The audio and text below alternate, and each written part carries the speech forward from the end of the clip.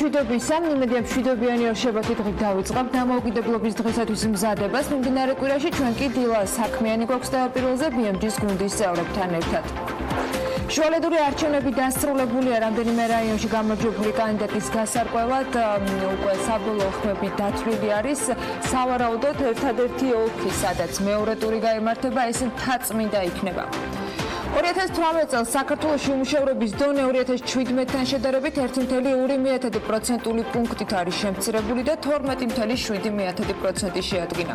სტატისტიკის ეროვნული სამსახურის მიერ გამოქვეყნებული ინფორმაციით, ბოლო 9 წლის განმავლობაში უმუშევრობის დონის შემცირების ტენდენცია და უკანასკნელი 15 წლის მანძილზე 2018 წლის მაჩვენებელი ყველაზე დაბალ ნიშნულზე იყო. 2018 წელს დაქირავებულთა რაოდენობამ თვით დასაქმებულებს გადააჭარბა. გასულ წელს დაქირავებულთა წილი დასაქმებულებში 50.8% შეადგენდა, რაც 2,5% პუნქტით გაზრდილი მაჩვენებელია წინა წელთან შედარებით. დედაქალაქის სატრანსპორტო სქემაში ეტაპობრივად ცვლილებებია. რუსთაველიდან ვაკის მიმართულებით ავტობუსები პირდაპირ მელიქიშვილის გავლით იმოძრავებენ. თბილისის ღამის ეკონომიკის კვლევაზე ტენდერი კიდევ ერთხელ ახლიდან უნდა გამოცხადდეს. სატრანსპორტო დარგების მიერ გადაზიდული ტვირთების მოცულობა კი გაზრდილია და 2019 წლის იანვარ-მარტში გადაზიდული ტვირთების რაოდენობამ 8,600,000 ტონა შეადგინა, მაშინ როცა გასული წლის ამავე პერიოდში 8,400,000 ტონა ფიქსირდებოდა. სამოქალაქო ავიაციის სააგენტომ დააკმაყოფილა კორეის რესპუბლიკის ავიაკომპანია Korean Air-ის განაცხადი სამხრეთ კორეასა და საქართველოს შორის ჩარტერული საჰაერო მიმოსვლის შესრულების თაობაზე. შესაბამისად, კორეის რესპუბლიკასა და საქართველოს შორის ჩარტერული ფრენები იწყება. საქართველოში კიდევ 2 მიკროსაფინანსო ორგანიზაცია გაუქმდა. შპს აქსიფინანსა და შპს მისო კავკასიის მიკროკრედიტს ეროვნული ბანკის განკარგულების თანახმად ლიკვიდაციის პროცესი აქვთ.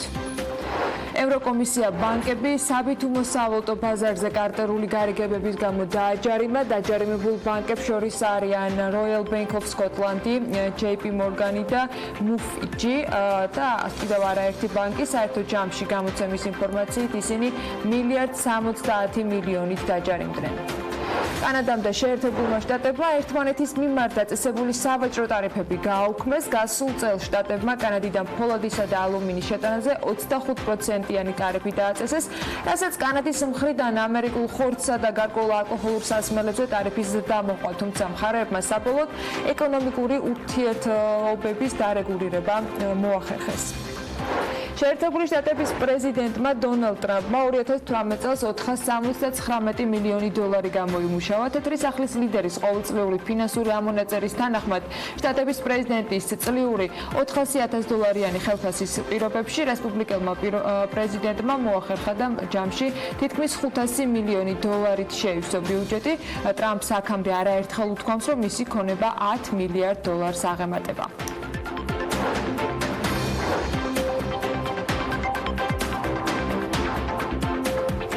მშვიდობისა, ეს საქმიანი დილა, მე ანა ლაპიაშვილი ვარ და გუშინდელი დატვირთული საკმაოდ ხმაურიანი და დაძაბული დღის შემდეგ არჩევნების შედეგების პირველადი მონაცემები რიცხვებში უნდა წარმოგიდგინოთ.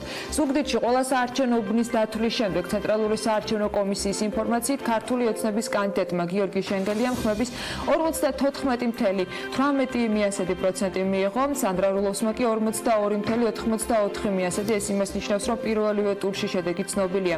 ჭიათურაში წინასწარი მონაცემებით საარჩევნო ოლქში მერის რიგარეში არჩევნებზე პირველ ადგილს ქართული ოცნების კანდიდატი იკავებს 64,58%-ით, რაოდენობრივად ეს დაახლოებით 11,721 ხმა.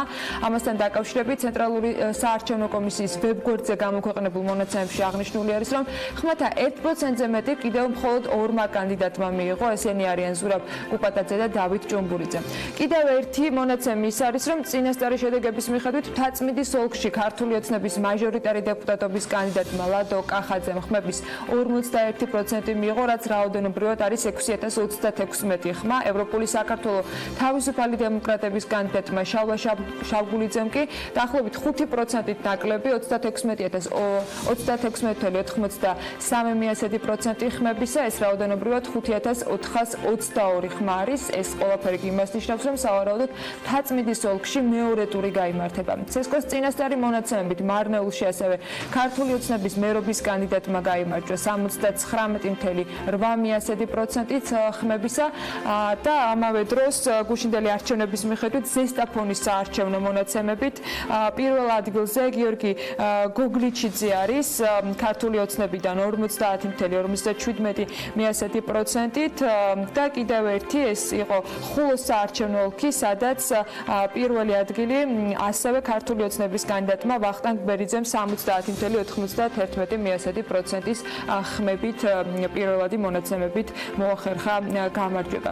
ასეთი შედეგები არის გუშინდელი შუალედური არჩევნების შემდეგ. ბიზნეს მედია საქართველოს კი ამ თემასაც საქმიანად შეხედა და შოთა ტყეშელაშვილმა ტრადიციულად საინტერესო ანალიტიკა მოგვიმზადა. გარდა იმ ხარჯებისა და თანხებისა, რომელიც მხოლოდ გუშინ ცალკე მედიის, ცალკე პოლიტიკური პარტიების თუ ცესკოს მხრიდან იყო ათვისებული, ზოგი ღია და საჯარო, ზოგიც ისეთ კონტექსტში რეალურ მონაცემებში ჯეროვანი გამოძიების გარეშე რომ ვერასოდეს დავეთვლით, არჩევნები ჩვეულებრივ დიდი ფულის ხარჯვის მიზეზი ხდება ხოლმე. თითოეული ხმა და თითოეული უბანი იქნებოდა ეს თუ ადგილობრივი ხელისუფლების წარმომადგენლებისათვის შესავსება თუ კანონმდებლის ასარჩევად გახსნილი, ძალიან ძვირად ფასობს და თანხაში გამოხატულადაც 19 მაისის არჩევნებზე ცხადი იყო, რომ ეს მხოლოდ თანხით არ ითვლებოდა. აქცენტი და ყურადღება ზუგდიდზე უნდა შევაჩეროთ, სადაც 100,836 ადამიანისაგან შემდგარი მუნიციპალიტეტი ქალაქის მერს ირჩევდა, ხოლო მთაწმინდის ოლქში მაჟორიტარი დეპუტატის არჩევნები ტარდებოდა და აქ მთლიანად 386,424 ადამიანის ხმა უნდა დათვლილიყო. თუ მივიდოდნენ ყველანი არჩევნებზე.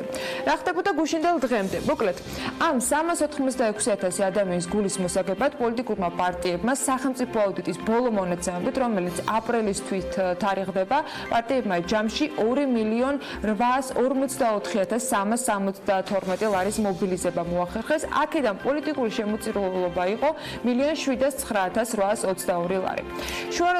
შუალედურ არჩევნებზე, ისევე როგორც სხვა ყველა არჩევნებზე, ყველაზე მეტი ფული ჯამში მართულ პარტიას ჩაერიცხა. ამ პერიოდში მთლიანი შემოწირულობების 94% სწორედ ქართულმა ოცნებამ მიიღო. თანხობრივად კი ეს იყო 1,599,500 ლარი. სხვა პარტიების შემოწირულობები კი დაახლოებით 35,000 ლარამდე დაფიქსირდა. ბევრი მაგალითის მოყვანა შეიძლება, რისი გაკეთება შეიძლებოდა ამ თანხით, რაც გააკეთებენ არჩევლები თუ ჯერ ისევ ასარჩევი კანდიდატები კი ეს გამოჩნდება და იმედია რაციონალური პოლიტიკის იმ ეტაპამდეც ადრე თუ გვიან ამ ტემპით, უფრო გვიან, მაგრამ მაინც ოდესმე მივალთ, როცა ასე რიცხვობით შესრულებული დაპირებების გაზომვასაც შევძლებთ. იქამდე კი მხოლოდ ის შეგვიძლია მოგიყვეთ, როგორ გამოიყურება სხვა ქვეყნებში ბაზირებული, სხვა ქვეყნის მოქალაქეების მხრიდან აშენებული გიგანტი კომპანიების პორტფელები. ამას კი Forbes-ი საუკეთესოდ აკეთებს. Forbes-ის უმსხვილესი გლობალური საჯარო კომპანიების 2019 წლის რეიტინგის Forbes Global 2000-ის პირველ ადგილს ჩინური ბანკი ICBC იკავებს. Top 10-ში ყველაზე მეტი სწორედ ჩინური კომპანია მოხვედრილი, ამერიკული აქედან მხოლოდ 4 არის. მე-9 ადგილს კი იკავებს ბრიტანულ-ჰოლანდიური კომპანია Shell. საერთოდ ჯამში რეიტინგში ყველაზე მეტი ამერიკული კომპანია, სულ 575 ამ 2000-დან, მას ჩინური და ჰონკონგური კომპანიები მოსდევენ 309 და მესამე ადგილს იაპონური კომპანიები 223 ადგილით იკავებენ. საერთოდ რუსული კომპანიები მიუხედავად შემცირებისა ჯერ ისევ რჩებიან ამ გლობალ 2000-ში. აეროფლოტი, ურალკალი, უმსხვილესი საჯარო კომპანიების რეიტინგში აღარ არიან. Forbes Global 2000-დან ისინი გამოვარდნენ. 2018 წელს კი ისინი იყვნენ 1552, 1922 და 1993 ადგილებზე. ახლა უკვე ამ სიაში 25-ის ნაცვლად 22 რუსული კომპანია რჩება. ეს ის შემთხვევაა, სიაში ადგილი თუ გათავისუფლდა საქართველოს წარმომადგენლობის მასში შეყვანა იმაზე რთული რომ იქნება, ვიდრე სრული სერიოზულობით ნათქვამი და უფრო სახუმაროში ნარსის ფრაზაა, რომ ბრიტანეთის ნაცვლად ევროკავშირის წევრი ქვეყნების გვერდით საქართველოს ჩასმა შეიძლება. იმ ტემპით, რა ტემპითაც მივდივართ, ერთიც გაგვჭირდება და მეორეც ჯამში. თუნდაც სრული გულუბრყოლობდით ვიღებთ იმ მონაცემებს, რომელიც უმუშევრობის სტატისტიკასთან დაკავშირებით საქსტატმა შემოგთავაზა. ფოტოშერის მათი ინფორმაციით ბოლო განახლებული მონაცემების მიხედვით უმუშევრობის დონე ქვეყანაში არის მხოლოდ 12.7%. საქსტატის ინფორმაციით 15 წლიანი მინიმუმია ეს მაჩვენებელი და მონაცემს თუ ჩავხედავთ, აი ასეთი შედეგები გვაქვს. 2018 წელს დასაქმებულთა რაოდენობა 12,000 კაცით შემცირდა და 1694,000 შეადგინა. თუმცა 31,000 კაცით შემცირდა უმუშევართა რაოდენობაც, რამაც ჯამში ის მონაცემი მოგვცა, რაც პროცენტულად გითხარით. შესაბამისად, დასაქმებულთა რაოდენობის შემცირება სამუშაო ძალის 43,000 კაცით შემცირებით არის განპირობებული, დასაქმებულების შემცირება კი თვით დასაქმებულების 48,000 კაცით შემცირებამ განაპირობა. დაქირავებით დასაქმებულების რაოდენობა კი 36,000 ადამიანით გაიზარდა. ეს კი იმას ნიშნავს, რომ როგორც გითხარით, პროცენტულად უმუშევრობა არის მხოლოდ 12.7%. 2017 წელს უმუშევრობის დონე იყო 13.9%, დასაქმების დონე კი 46.7%-დან 55.8%-მდეა შემცირებული. დაახლოებით 22,000 ადამიანით გაიზარდა სამუშაო ძალის გარეთ არსებული მოსახლეობის რაოდენობა და ჯამში 1094 შეადგინა. ეს არის მოსახლეობა, რომელიც სტატისტიკური მეთოდოლოგიის თანახმად არც დასაქმებულად ითვლება და არც უმუშევრად, რადგან ან ობიექტური მიზეზით აქვთ შეზღუდული დასაქმების შესაძლებლობა, ან სამსახურს აქტიურად არ ეძებენ. ქალაქის ტიპის დასახლებაში კი დასაქმების დონე წინა წელთან შედარებით გაზრდილი არის 1,2% პუნქტით. სოფლის ტიპის დასახლებაში კი ეს მაჩვენებელი შემცირებულია და შემცირებამ შეადგინა 3,4% პუნქტი. აქტიურობის დონე წინა წელთან შედარებით ქალაქის ტიპის დასახლებებში 1% პუნქტით შემცირდა, ხოლო სოფლის ტიპის დასახლებებში 3,1% პუნქტით. გამოკვლევის შედეგების ანალიზით ასაკობრივ ჭრილში ასეთი სურათი გვაქვს, რომ 2018 წელს უმუშევრობის ყველაზე მაღალი დონე 20-დან 24 წლის ასაკობრივ ჯგუფში იყო 30,8% და ტრადიციულად ყველაზე დაბალი 65 და მეტი ასაკობრივი ჯგუფის წარმომადგენლებში, რომლის უმთავრესი მიზეზიც არის შესაბამის ასაკობრივ ჯგუფში არაადეკვატურობის დონის შედარებით მაღალი მაჩვენებელი. 25-დან 29 წლის ასაკში უმუშევრობის დონე არის 20%, 30-დან 34 წლის ასაკის შუალედში კი უმუშევრობის დონემ შეადგინა 16,2%. საინტერესო დეტალია ისიც, რომ საქართველოს სტატისტიკის ეროვნული სამსახურის ინფორმაციით 2018 წელს სახელმწიფო სექტორში, რომელიც თავის მხრივ მოიცავს ადმინისტრაციულ სტრუქტურებს, ასევე სიპებს, აიპებს, სახელმწიფო კომპანიებს, დასაქმებულთა რიცხვი არის 16,000 კაცით გაზრდილი და 300,000 შეადგინა. ჯამში სახელმწიფო სექტორში დასაქმებულთა 17,7% მოდის ამაზე, მაშინ როდესაც 2016 წელს ეს მაჩვენებელი იყო 16,6%. არასახელმწიფო სექტორში დასაქმებულთა რაოდენობა კი 28,500-ით შემცირდა და შეადგინა შესაბამისად 1,394,000. უნდა აღვნიშნოთ, რომ არასახელმწიფო სექტორში დასაქმებულებიდან 833,000 არის თვით დასაქმებული. შესაბამისად, თუ მხოლოდ დაქირავებით დასაქმებულების სტატისტიკას ვნახავთ, მაშინ აღმოჩნდება, რომ სახელმწიფო სექტორში დასაქმების წილი 35%-მდეა. ეს მონაცემები 2018 წლის რეალობაა იმ მეთოდოლოგიით, რომელსაც საქსტატი უკვე მომავალი წლიდან შეცვლის.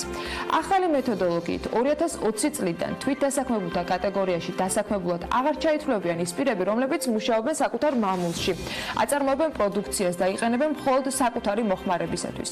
შრომის ბაზრის სტატისტიკის ახალი მეთოდოლოგია ჯამში შრომის სტატისტიკოსთა მე-19 საერთაშორისო კონფერენციაზე შრომითი საქმიანობის დასაქმებისა და არასრულად გამოყენებული სამუშაო ძალის სტატისტიკის შესახებ მიღებულ რეზოლუციას დაეყრდნობა, თუმცა ეს მხოლოდ მომავალი წლიდან. სრულიად მიუხედავად იმისა, რომ მინიმალური იყო სამუშაო ძალის მოკვლევის მეთოდოლოგიაში, საქსტატმა ერთხელ უკვე შეიტანა და ეს 2017 წელს მოხდა. საწყის ეტაპზე შინამეურნეობების ინტეგრირებულ გამოკვლევას მაშინ სამუშაო ძალის მოდული გამოეყო და ჩამოყალიბდა დამოუკიდებელი სრულმასშტაბიანი სამუშაო ძალის გამოკვლევა გაზრდილი შერჩევის ზომით და განახლებული კითხვარით და შერჩევის დიზაინით. ცალსახად საინტერესო უნდა იყოს შემდეგი წლის მონაცემებიც და განახლებული მეთოდოლოგიით დათვლილი უმუშევრობის სტატისტიკაც ქვეყანაში, სადაც ძალიან რთულია დაჯერება, რომ უმუშევრობა მხოლოდ 12,7%-ია. დღეს არსებული სტატისტიკა დასაქმებულად თვლის სხვათა შორის იმ ადამიანსაც, რომელთა შესახებაც ჩვენი პარტნიორი მედია ორგანიზაციის კახეთის ხმის მიერ ძალიან საინტერესო ფორმატის და პროექტის ფარგლებში მეცხოველე თამაზ შაშიაშვილი დარგში არსებულ პრობლემებზე საუბრობს და მინდა რომ გაჩვენოთ ეს ვიდეო.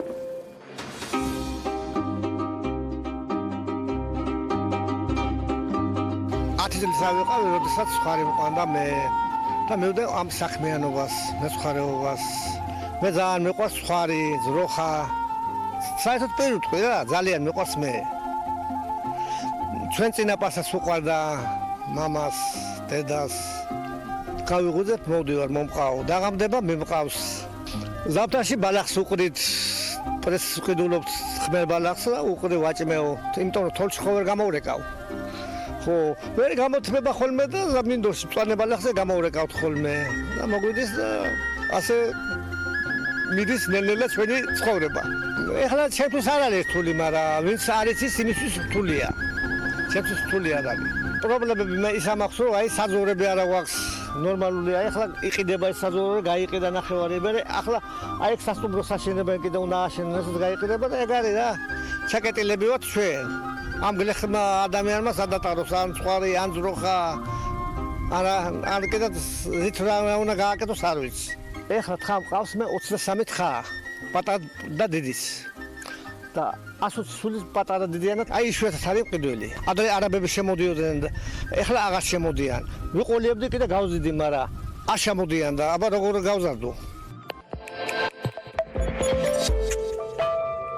კახეთის ხმას ძალიან საინტერესო ვიდეო რეპორტაჟები აქვს. ეს წამოწყება დარწმუნებული ვარ, რომ საქმიანობის მაყურებელსაც მოეწონება და ჩვენც ვეცდებით, რომ ეტაპობრივად გაგიზიაროთ ხოლმე, უბრალოდ ერთდროულად ვერ გაჩვენებთ ყველას.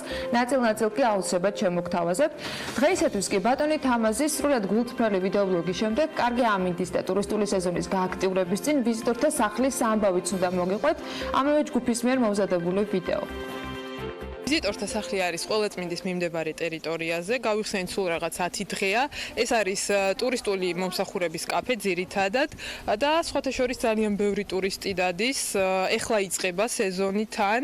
არიან პოლონელები, ინგლისელები, გერმანელები, უკრაინელები, საკმაოდ ბევრი და ვნახოთ ყველაფერი წინ არის, ჯერ მთელი ტურისტული სეზონი წინ არის და სიახლეა ეს გურჯაანში. ძალიან ლამაზ ადგილას არის, ამას ყველა აღნიშნავს. გვეუბნებიან, რომ ძალიან ბედნიერები ვართ, რომ ყოველ დღე ამ ხედს უყურებთ და ესეთი ლამაზი ბუნება არის. ამ კუთხით ძალიან მომგებიანია. ჩვენ თავაზობთ ქართულ ტრადიციულ კახურ ჩურჩხელას, ღვინოს, არახს. რაც არის ძირითადად ტურისტებისთვის უფრო საინტერესო. პრობლემები მეტნაკლებად მაინც არის, რა თქმა უნდა. და დროთა განმავლობაში კიდევ განვითარების პერსპექტივით ვართ, რა თქმა უნდა, ეს თავიდან ყველაფერი არ არის ეს ჯერჯერობით და განვითარდებით უფრო. იმედი ამ ხარეს წასვლასაც მალე მოგანდომთ და ჯერ ფრენები გურჯაანი თბილისის მიმართულებით რომ არ დაუნიშნათ, ეს ფაქტია. ტრადიციული სამანქანო მარშრუტისათვის კი ლევან თაღიაშვილის ნავთობის ბაზრის მიმოხილვა აუცილებლად დაგაინტერესებთ. ლევან, დილა მშვიდობის, რა ხდება ნავთობის ბაზარზე? დილა მშვიდობის, ანა, მივესალმებით ჩვენს მაყურებელს. სანამ საქართველოზე გადავალთ, მანამდე საერთაშორისო ბაზრები უნდა მიმოვიხილოთ.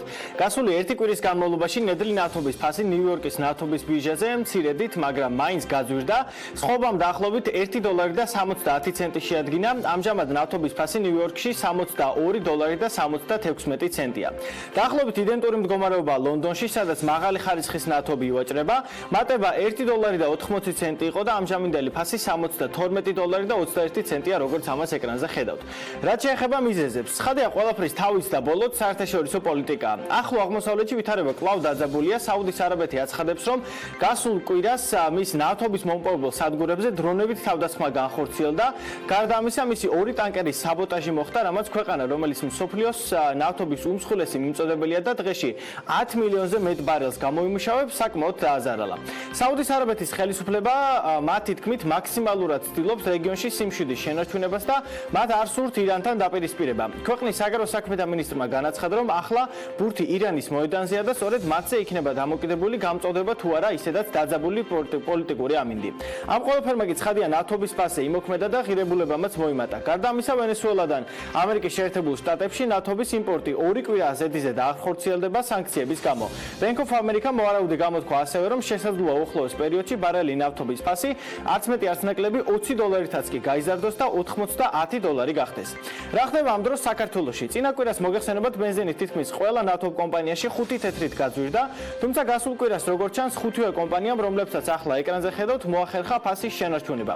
წინა 3-4 კვირას საკმაოდ რთული იყო საქართველოს ბაზრისთვის, რადგან საერთაშორისო ფასების ზრდას ლარის კურსის გაუფასურებაც მოჰყვა. ამჟამად Oil News-ის ინფორმაციით ყველაზე იაფად პრემიუმის ტიპის ბენზინის შეძენა ლუკოილში შეგეძლებათ 2 ლარად და 39 თეთრად.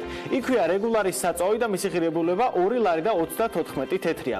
რაც შეეხება სამომავლო პროგნოზებს, სამწუხაროდ დამაიმედებელს ვერაფერს გეტყვით. ყველა გარემოება იმაზე მეტყოლებს, რომ ფასის შესაძლოა მინიმუმ იგივე დარჩეს, მაგრამ დიდი ალბათობით მომავალ კვირებში ნავთობის ფასი რამდენიმე თეთრით კვლავ გაძვირდება. მადლობა ლევან. სხვათა შორის საერთაშორისო ენერგეტიკულმა სააგენტომ შეამცირა 2019 წელს ნავთობის მოთხოვნის ზრდის პროგნოზი 90,000 ბარელი დღეღამეში. ეს დაახლოებით 1,3 მილიონ ბარელამდე მოპოვებას ნიშნავს. სააგენტოს ანგარიში ნათქვამი არის, რომ პროგნოზის შეცვლა შემცირების მიმართულებით ძირითადად ხდება მოსალოდნელზე შედარებით დაბალი მონაცემების ფონზე. პირველი კვარტალის შედეგებით ბრაზილიაში, ჩინეთში, იაპონიაში, კორეაში, ნიგერიასა და სხვა ქვეყნებში.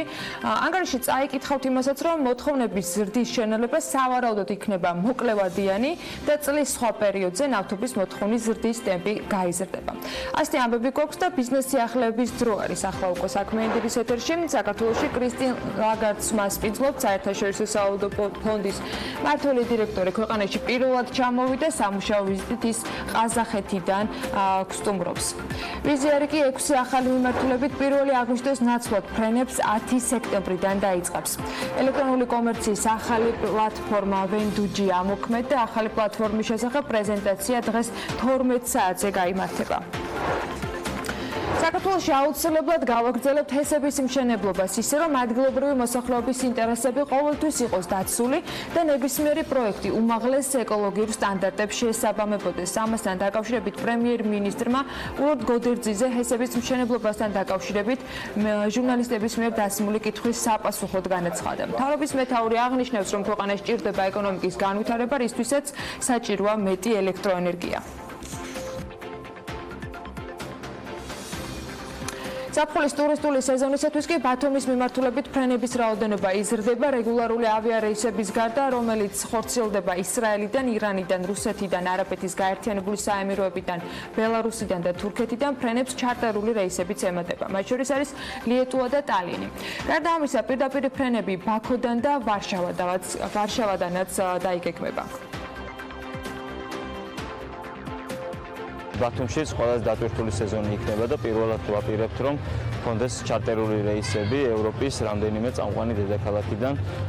წელს გვინდა, რომ მინიმუმ 3 ევროპული დედაქალაქიდან განხორციელდეს პირდაპირ რეისები. ჩვენ უკვე შევთანხმდით ტალინის მიმართულებაზე, უკვე შეთანხმებულები ვართ პოლონეთის მიმართულებაზე, ლიეტუას, ლატვიის მიმართულებითაც ვაპირებთ, რომ ჩვენ კონდეს გადაწყვეტილებები უახლოეს მომავალში. აჭარის მთავრობის თავმჯდომარე BMG-სთან რეგიონში მიმდინარე სპორტული ინფრასტრუქტურის პროექტებით შეაჯამა ბათუმის ახალი საფეხბურთო არენის მშენებლობა მაქსიმუმ 2020 წლის დასაწყისში უნდა დასრულდეს და როგორც თონიკე რიჟვეცი ამბობს, 2019 წლის ბოლოსთვის სამოქალაქო სამშენებლო სამუშაოები სრულად იქნება შესრულებული. ჩვენ საჯარო ფინანსებით პრაქტიკულად ვახორციელებთ და ვაფინანსებთ ძალიან მნიშვნელოვან და მსხვილ ინფრასტრუქტურულ პროექტებს, მათ შორის სპორტულ ინფრასტრუქტურას. ეს არის სპორტული კომპლექსი, მრავალფუნქციური, რომელიც შენდება და წლის ბოლომდე გვინდა რომ მივიყვანოთ ეს საქმე ბოლომდე. ასევე ბათუმელებისთვის და ფეხბურთის გულშემატკივრებისთვის ყველაზე მნიშვნელოვანი და ყველაზე გამორჩეული არის მაინც ფეხბურთის სტადიონი, რომელიც წლის ბოლომდე სამოქალაქო სამშენებლო ნაწილში იქნება დასრულებული და დაახლოებით 300 მილიონზე მეტი იხარჯება ადგილობრივი ბიუჯეტიდან ამ პროექტების განხორციელებაზე.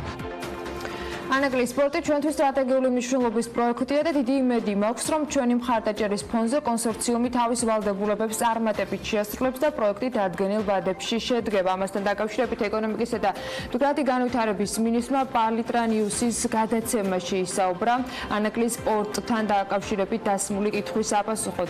ის ამბობს, რომ საქართველოს მთავრობა პროექტს სტრატეგიულად მიიჩნევს მთელ რიგ მნიშვნელოვან დადებითად გადაწყვეტილებებში და იმ მხარდაჭერაში აისახება ეს, რაც მთავრობამ დღემდე პროექტს აღმოუჩინა. ანაკლის პროექტი არის ის პროექტი, რომელსაც მხოლოდ კომერციული მიზა შეწონილობიდან ვერ შევხედავთ. ეს არის ჩვენთვის ძალიან სტრატეგიული მნიშვნელობის პროექტი, რომელსაც აქვს მრავალი მნიშვნელობა, ამბობს ნათია თურნავა. მე შეგახსენებთ, რომ ხვალ შედგება ანაკლის კონსორციუმის წარმომადგენლების, პარტნიორი საერთაშორისო ორგანიზაციების და ინფრასტრუქტურის მინისტრის შეხვედრა იმ 8 პუნქტთან დაკავშირებით, რომლის შეთანხმების შემდეგაც პროექტთან დაკავშირებით სახელმწიფო უნდა მხარდაჭერა გამოაცხადოს და შესაბამისად დაფინანსება მიიღოს კონსორციუმმა.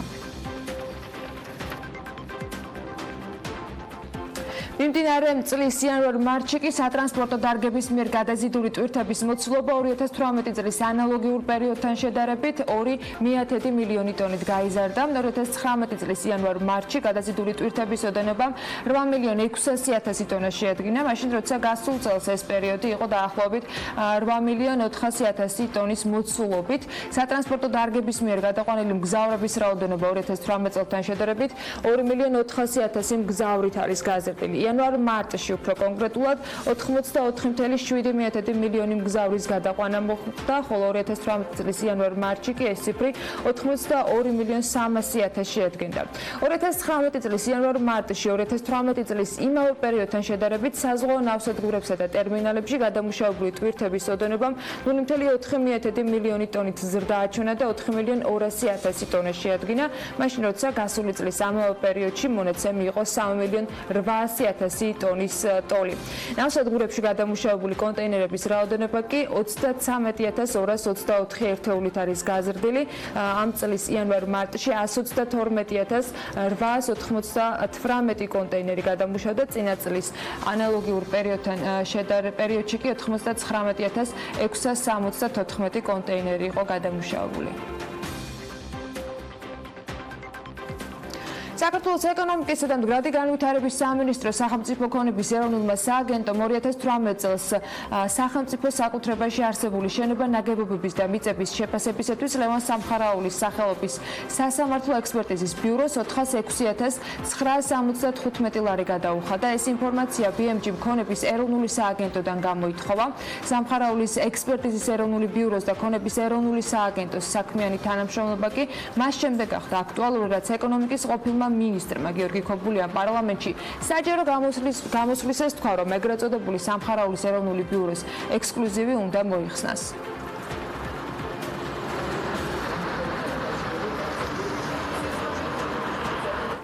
ვიზიარმა ქუთაისიდან 6 ახალი რეისის დამატება ერთი თვით გადადო, მიზეზად საოპერაციო შეფერხებას ახელდება. ავიაკომპანია ქუთაისის აეროპორტში მესამე Airbus A320 1 აგვისტოს ნაცვლად 10 სექტემბერს ჩამოიყვანს და რეისების შესრულებაც ამ დროს დაიწყება.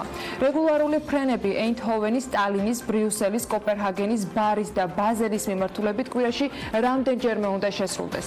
ავიაკომპანიის ინფორმაციით მგზავრებს, რომლებმაც უკვე შეიძინეს ბილეთები ამ 6 მიმართულებით 1 აგვისტოდან 10 სექტემბრამდე კომპანია მათი ბილეთის თანხის 100%-ით ანაზღაურებას, ბილეთის გადაცვლას იმავე მიმართულებით სხვა თარიღზე ან ნებისმიერი სხვა არჩეული მიმართულებით სთავაზობს, ან ვიზა კრედიტზე გადახდილი ბილეთის საფასურის 120%-ით ანაზღაურებას. მგზავრები, რომლებმაც ბილეთები ტურისტული სააგენტოების მეშვეობით შეიძინეს, დროის ან მიმართულების შესაცვლად იმავე სააგენტოებს უნდა დაუკავშირდნენ.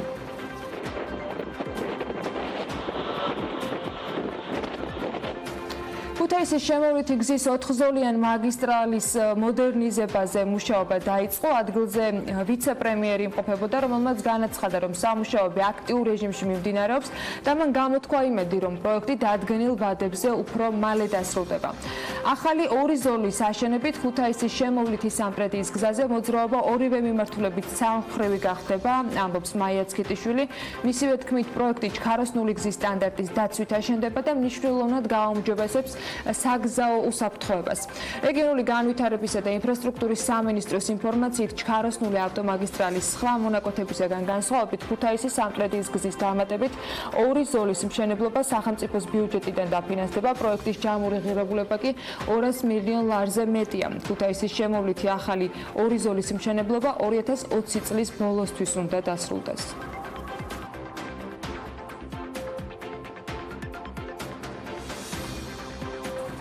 კომპანია BBC-მ ამერიკის ბაზარზე ახალი ბრენდის ორგანული წვენის ნადის ექსპორტი დაიწყო. BMG-ის ნადის მმართველმა დირექტორმა გაგა აბაშიძემ უთხრა, რომ ბიზნესი ქვეყნის ფარგლებს გარეთ საკმაოდ წარმატებული აღმოჩნდა. ამერიკაში ნადის გასაყიდი ფასი $2.20-დან $2.50-მდე მერყეობს. კომპანია შტატების ბაზარზე ექსპორტზე გააქვს 100 კილის წვენი, ასევე 100 კილის წვენის მიქსი ყურძნით და 100 კილის წვენის მიქსი ბროწეულით.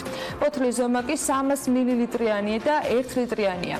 ნადი ამერიკაში ამჟამად ნიუ-იორკში, ჯორჯიის შტატსა და ბოსტონში იყიდება.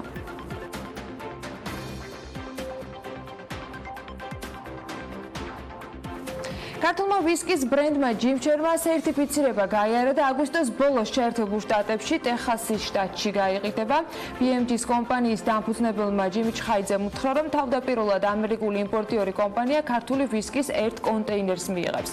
ტეხასში ჯიმჩერის გასაყიდი ფასი $17-18 ფარგლებში მერყეობს და ის დაახლოებით 2.7 ლიტრიანი ბოთლით იქნება წარმოდგენილი.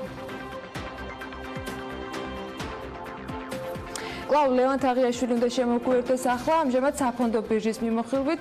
ლევან, რა გარიგებები დაიდო ბოლო 1 კვირის განმავლობაში? დავიწყოთ საქართველოს საფონდო ბირჟით. მოკლედ, როგორც ჩანს, ლიბერტი ბანკი აქტიურად დაგვიბრუნდა საფონდო ბირჟაზე. როგორც ვიცით, მის აქციებზე რამდენიმე თვე გარიგება საერთოდ არ დადებულა, თუმცა ბოლო რამდენიმე კვირაა მოთხოვნა საკმაოდ იზრდება. ამჟამად სავაჭრო სესიების დროს ჯამში 257,000-ზე მეტი აქცია გასხვისდა, ჯამური ღირებულებით 9,026 ლარი. ეგრეთ წოდებული ფიქსინგის დროს ლარში აქციო საზოგადოება თელასის ერთი აქცია გასხვისდა 150 ლარად. დიდი ხანია რამდენიმე კომპანიის გარდა სხვაზე გარიგება არ მომხდარა, თუ ეს ტრადიცია დამკვიდრდება და მუდამ ერთი და იგივე სახელების გამეორება არ მოგვიწევს, ცხადია მით უკეთესი ჩვენი ბირჟისთვის. გადავიდეთ დოლარში დადებულ გარიგებებზე. შპს M კვადრატი კომერციული ქონებების 80 ობლიგაცია გაიყიდა, ჯამში 81,682 დოლარად. თითოეული მათგანის ფასი დაახლოებით 1020 ამერიკული დოლარი იყო. შეეყურადღება სახაზინო ობლიგაციებზეც გავამახვილოთ. ეროვნული ბანკის ინფორმაციით 612 ობლიგაციის ემისია წარმატებით განხორციელდა 16 მაისს. მოთხოვნა თითქმის 3-ჯერ მეტი იყო და როგორც ეკრანზე ხედავთ, 60 მილიონი ლარის ღირებულების ფასიანი ქაღალდების სრულად იქნა ათვისებული. გადავიდეთ ლონდონის საფონდო ბირჟაზე, სადაც 4 ქართული კომპანია დალისტული. საქართველოს ბანკის 400,000-მდე აქცია გასხვისდა 6,619,000 ფუნტად. ჯორჯია კაპიტალის ყველაზე მეტი 903,000 აქცია გაიყიდა 8,795,000-ად. საქართველოს ჯანდაცვის ჯგუფის 250,000-ზე მეტი, TBC ბანკის კი 118,000 აქცია გასხვისდა. გარიგების ღირებულება კი 2 მილიონი ფუნტი იყო. რაც ეხება საბაზრო კაპიტალიზაციას, საქართველოს ბანკი 799 მილიონ ფუნტადაა შეფასებული, ჯორჯია კაპიტალი 365 მილიონად, საქართველოს ჯანდაცვის ჯგუფი, რომელშიც ევქსი და იმედი ელიაა გაერთიანებული 309 მილიონი ღირს. TBC ბანკმა კი შეინარჩუნა 900 მილიონზე მეტი საბაზრო კაპიტალიზაცია და გალთენ თაგარდის მონაცემებით მისი ფასი 910 მილიონს აჭარბებს. საქართველოს საფონდო ბირჟას და მის ინდექსს დაუბრუნდეთ, მისი ნიშნული 1 ერთეულით შემცირდა გასულ კვირას და როგორც ახლა ეკრანზე ხედავთ, ის 138,19 პუნქტისგან შედგება. საბაზრო კაპიტალიზაცია კი 30 აპრილის მონაცემებით 1,941 მილიონი ლარია, რომელიც მარტისთვის იდენტური მაჩვენებელია. მადლობა ლევან, მიმოხილვისათვის. ჩვენ წინ ახლა უკვე გარემოს ეროვნული სააგენტოს მიერ მოწოდებული ინფორმაციები გველოდება. ამინდი საქართველოში მათივე ინფორმაციით განპირობებული იქნება შავი ზღვის ჩრდილო-დასავლეთიდან შემავალი გრილი და სამხრეთიდან გადმონაცვლებული თბილი ჰაერის მასების ურთიერთქმედებით მოსალოდნელია დროგამოშვებით ღრუბლიანობის მომატება უმეტეს რაიონში ხანმოკლე წვიმა ელჭექით. აღმოსავლეთ საქართველოში კი ზოგან შესაძლოა იყოს სიტყვა ციქროლებს დასავლეთის მიმართულების ქარი. სოხუმში იწვიმებს და 23 გრადუსი იქნება, ისევ ბათუმში, ქობულეთში 22 გრადუსამდე გათბება ჰაერი და აქაც ხანმოკლე წვიმაა მოსალოდნელი. ქუთაისშიც ხანმოკლე წვიმას ელოდებიან და 26 გრადუსი დაფიქსირდება მაქსიმალური ტემპერატურა, ისევე როგორც ზუგდიდში.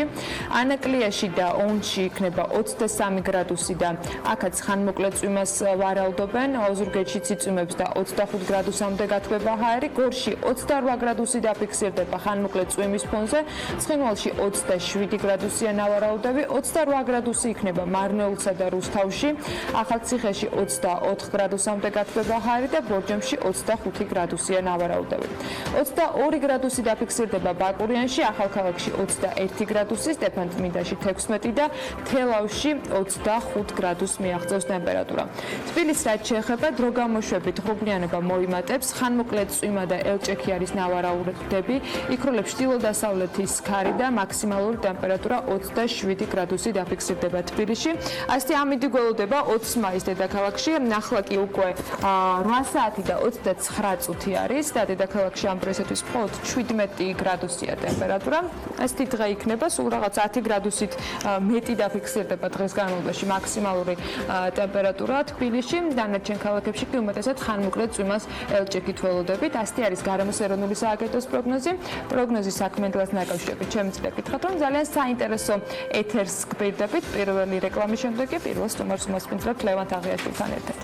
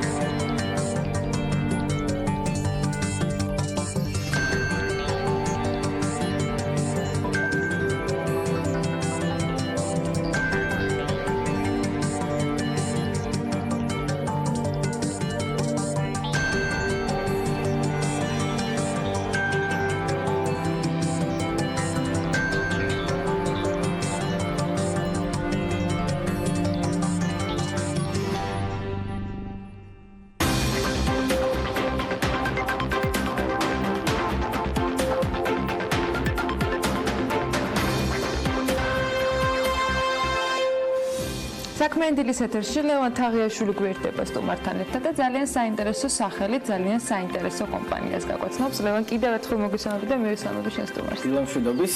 მოკლედ, დარაბას დამფუძნებლის გიორგი კეკელიძის მამა ჯერ კიდევ რამდენიმე ათეული წლის წინ ყიდ და უცხოეთში ნახატებს, თუმცა მაშინ არც ინტერნეტი არსებობდა და არც დარაბას ვებგვერდი. გიორგის კომპანიის სახელი მამისგან აიღო და მის ბიზნეს ახალი სიცოცხლე შესწინა, სწორედ ის გვერდება საქმიანი დილის ეთერში, რომელიც უფრო ცვლად მოგვიყვება საკუთარი გეგმების და დარბას განვითარების შესახებ. დილამშვიდობის გიორგი, პირველ რიგში ძალიან დიდი მადლობა იმისთვის, რომ ხართ ჩვენთან ერთად. ჩვენ საქმის კურსის ეთერში BMG-ის მაყურებელმა უკვე ნახეთ მცირე სიუჟეტი სტარტაპერების რუბრიკაში დარაბაზე. ახლა უფრო ცვლად ვისაუბროთ თქვენი პლატფორმის შესახებ, რა შანსს აძლევს მხატვრებს დარაბა. ძალიან დიდ შანსს, მე მგონი აქამდე არც კი ვფიქრეთ ამას შანსის შესახებ, იმიტომ რომ ჩვენ რეალურად უფასოდ ვიღებთ მეტ ფოტოებს, რეალურად პორტფოლიოს ვიღებთ, ფოტოებს ჩვენ საიტზე და ყიდით, არა მარტო საიტზე, ასევე ჩვენ საგამოფენო სივრცე გვაქვს, იქაც ჩამოვყიდებთ და ვეცდებით ძალიან სწრაფად და ძალიან ეფექტურად გავყიდოთ ეს ყველა ნახატი. ანუ ეს არის ვებგვერდი, სადაც ნებისმიერ მხატვარს შეუძლია განათავსოს საკუთარი ნახატი, შექმნას საკუთარი პორტფოლიო და შემდეგ დაუკავშირდეს. ესეთი გვაქვს მიდგომა. ეს არის პორტალი, სადაც გვინდა გავაერთიანოთ, ანუ რაღაცა ცენტრალიზებული იყოს, რომ გავაერთიანოთ ყველა მხატვარი და ხელოვანი, არა მარტო მხატვარზე აქვს საუბარი. და ამ საიტიდან მოხდეს ერთიანად ჩვენ ხელმძღვანელობთ ამას, იმიტომ რომ გვინდა ხარისხი იყოს ძალიან მაღალი. ანუ თვითონ მხატვრები ვერ შეძლებენ ამ ატვირთვას ამ ფოტოების, ანუ ჩვენთან მოდის ნახატები, ჩვენ ვიღებთ მაღალხარისხიანი ფოტოებს და მე ჩვენ ვტვირთავთ ვებსაიტზე. შემოგვიდგეთ მე ხდება ამ ყოფის გაყიდვა. გასაგებია და ვიზე იყიდება ძირითადად ალბათ ტურისტებზე არის გათვლა თუ ადგილობრივი ყველაზეა ძირითადად გათვლა გვაქვს უცხოელებზე, თუმცა ძალიან დიდი სურვილი გვაქვს და ტრენდიც არის ესეთი, რომ ქართველი მას დაიწყო შესყიდვა და ამისთვის ვაკეთებთ განმადებას და ხელმისაწვდომი იყოს ყოველთვის ასევე ჩვენი საქმეზე ძალიან დაბალი არის, თუმცა მიზანი იმისთვის გვაქვს ეს გაკეთებული, რომ ანუ ბევრ შეეძლოს ამის ყიდვა და ასევე მხატვარსაც გაიყიდოს და უფრო მეტი შემოსავალი მიიღოს, ვიდრე ელოდოს რაღაცა მაღალ არის რამე ფილტრი, რომელიც თქვა გააქვთ ამ ნახატების განთავსებამდე. ანუ ჩვენი გუნდის წევრები, თქვა ირინა არსენიშვილი, რომელიც არის არт-დირექტორი და ჩემი მეგობარი და 3 წელი რაც ვაკეთებთ ამ გალერეას და გამოფენებს. ანუ თქვა ირინა ძირითადად ფილტრავს მხატვრებს, რომლებიც თქვა პირველ ეტაპზე რომელიც უნდა წარმოიჩინოს, იმიტომ რომ გვაქვს შეზღუდვა რაღაც ბიუჯეტი გვაქვს ჩვენი, რომ ვინ რამდენი ფოტო იქნება განთავსებული და ნახატი საიტზე. შესაბამისად, ანუ გვინდა რომ თავიდან ჩვენ გავფილტროთ კარგად, მაგრამ არნიშნავს რომ ყველა იდეაში ყველა მინდა რომ იყოს მომავალში ამ ჩვენს ვებ. ანუ თვითონ მხატვარს შეუძლია მხოლოდ რამდენიმე ფოტოს ათავსებდა? ამას ჩვენ ვწყვეტავთ, ანუ არის მხატვრები, რომლებიც ძალიან საინტერესო არიან და უბრალოდ თქვა სამი ნახატი არის საკმარისი, იმიტომ რომ მართლა ძალიან კარგი ნამუშევრებია და შესაბამისად ვცდილობთ რომ რა თქმა უნდა 10 და 20 ვერ იქნება ერთი მხატვრის, მაგრამ მიზანი გვაქვს რომ მეტი მხატვარი იყოს და ნაკლები მხატვრის თვითონ ნახატი, მაგრამ იდეაში გვინდა რომ თუ კარგი მხატვარი ხომ ვერ დამალოთ. რატომ დარაბა? დარაბა მართლა მამაჩემის იმას ერქვა კომპანია და ძალიან მომწონს სახელიც და თან ისეთი რაღაცა არის რომ კონცეპტუალურად ესე გვიწერია რაღაცა ვაღებთ ამ დარაბებს და რაღაც ახალს თავაზობთ მხატვრებს. აი ამაზე მინდა და აქამდე როგორ ხდებოდა ნახატების გაყიდვა, ანუ რადგან ეს ერთ-ერთი პირველი პლატფორმა არის, სადაც შეუძლიათ მხატვრებს განთავსონ საკუთარი ნამუშევრები, აქამდე რა გამოცდილება გაქვთ თქვენ, როგორ იყიდებოდა, როგორ ყიდნენ საერთოდ მხატვრები ამ? ზოგადად იყიდება ან გალერეა ყიდის, ან პირადად მხატვარი ყიდის თავის Facebook-ით ან Instagram-ის page-ით, მაგას ანუ ჩვეულებრივად იყიდება. ხო, მაგრამ ესეთი პლატფორმა ან არტფერზე იყიდება, ანუ ესეთი პლატფორმა არის Pirveli, რომელიც კეთდება და იმედია რომ ყველა ძალიან მოეწონება, იმიტომ რომ მართლა საჭირო რაღაც არის ყველასთვის.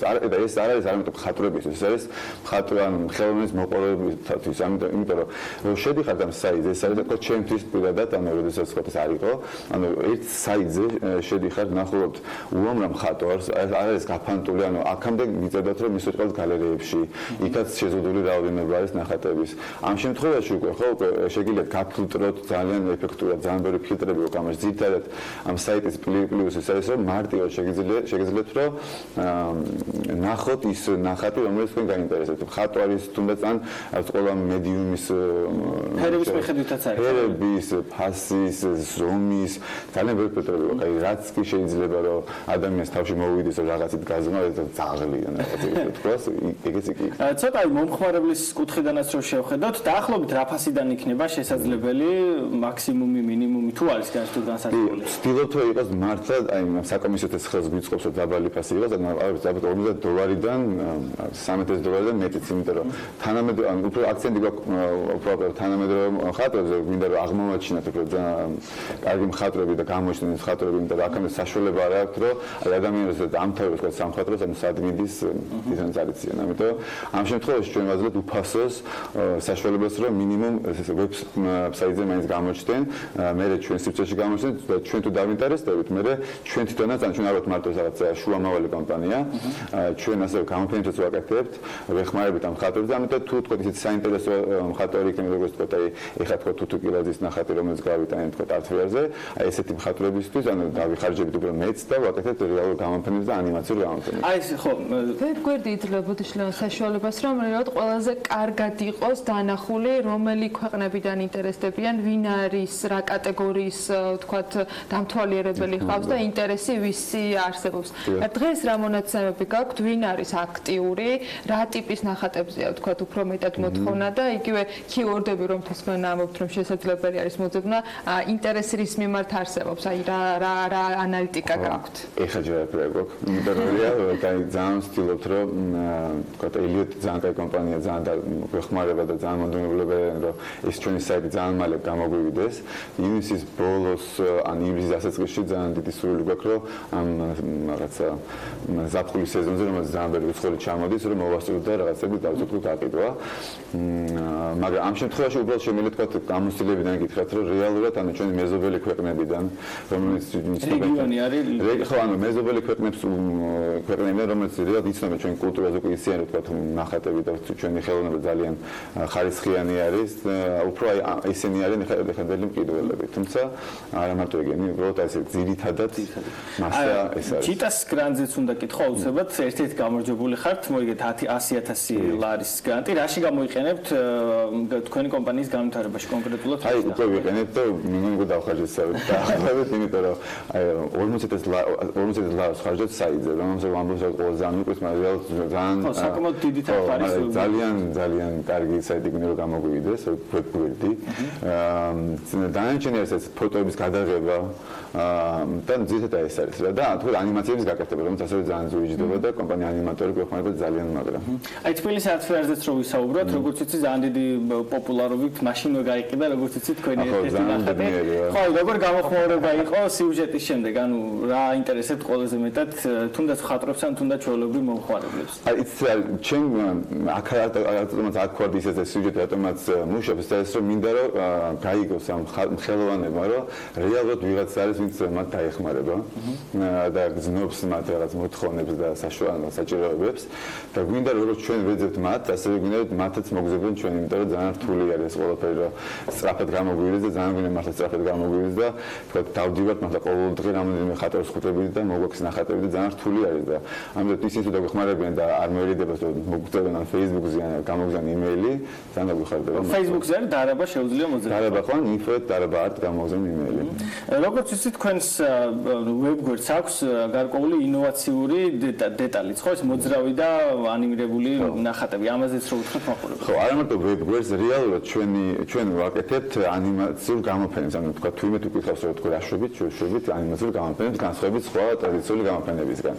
ეს ზაში მდგომარეობს რომ თქვა ეხაც ტაფზე რომელიც თქვა ეს ანიმატორი კომპანია ანიმატორი გვეხმარება ამ ყველაფერს ანიმაციის გაკეთებაში რეალურად ეხლა თუთუკილაძის ერთი ნახატი დავასრულეთ ანიმაციის გაკეთება და აი წარმატება და ამას იმიტომ ვაკეთებთ რომ გვინდა რომ თანამედროვეები ვიყოთ და ვთვლით რომ ამ სტატიური აღარ მუშაობს და რაღაც უფრო მეტი უნდა შესთავაზო მომხმარებელს რომ უფრო მეტ მოეწონოს და თქვა გაიგოს შინაარსი ამ ნახატის და რას გზნობს ხატვარი ასე შემდეგ რაც მე ძალიან მიხარია თქვა ეს ამ ტაფის ამბები იმიტომ რომ დარწმუნდი რომ ეს მართალი არის იმიტომ რომ მართლა 5 წუთშივე დახურული ჩვენებაზე არც კი რო გახსენებთ დახურული ჩვენებაზე გავყიდეთ ეს ნახატი რომელიც რა ვიცი ძალიან დიდი მიღწევა და ძალიან ცირკული საქმის კურსს და BMG-საც აქვს ამაში ძალიან მიხარია როდის იქნება საიტი ჩვენ ვისაუბრეთ რომ დაახლოებით ივნისის ბოლოს აი სამომავლო გეგმებიც რო ვისაუბრეთ ივნისის პირველ კვირაში გვინდა რომ ანუ ეხლა პირველ 7 ივნისს გვეგმავთ ჩვენი სივრცის კიკოდიზებაში რომ გავხსნათ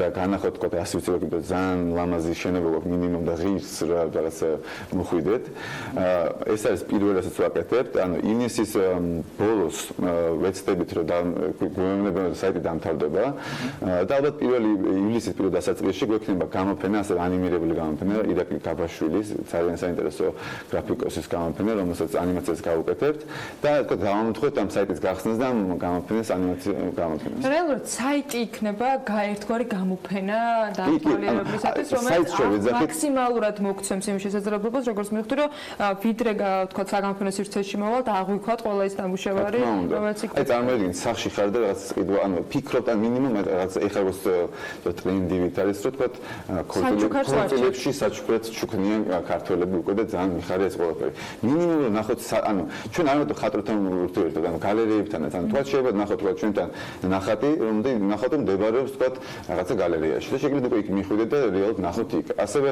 ჩვენ საიტზე მომავალში სიტუაცია გვექნება რომ ყველაფერს ანიმაცია გინდა გავაკეთოთ ანუ რაც კი გვედება ანუ ის ნახატი ფოვერზე რომ გადავხოთ ეგრე მინიმუმ რაღაცა შეიძლება თვალი დაახამოთ ხო რაღაცა მაინც გააკეთოს იმიტომ რაღაცა ინტერაქცია საჭიროა ჩვენი აზრით უკვე თანამედროვე რეალობაში და ხელოვნებაშიც ძალიან საინტერესო პროექტია და დარწმუნებული ვარ რომ წარმატებებს გისურვებ და დარწმუნებული ვარ რომ რადგან აქამდეც არასებობდა და ცოტა ისეთი ამბავია თანამედროვეობას რადგან პირველი არის დარწმუნებული ვარ რომ ძალიან დიდი გამოხმაურება იქნება და კიდე მოგიწევთ თუ რაიმე კიდე ესეთი სერიოზული წარმატება იქნება და დარწმუნებული ვარ რომ ექნებათ კიდე. კი, მადლობა. დიდი სიამოვნებით რა თქმა უნდა მაყურებელს აუცილებლად გახსნას DARABA საგამოფენო სივრცის და საიტის უკვე ამუშავებისას შევატყობინებთ საქმიანი დილის ეთერში და BMG-ის სხვა პლატფორმებზე. მადლობა თქვენთვის რომ ვიყავით ჩვენთან ერთად. წარმატებებს გისურვებთ გიორგი კეკელიძეს DARABA-ს დამფუძნებელს მასპინძლობით საქმიანი დილის ეთერში.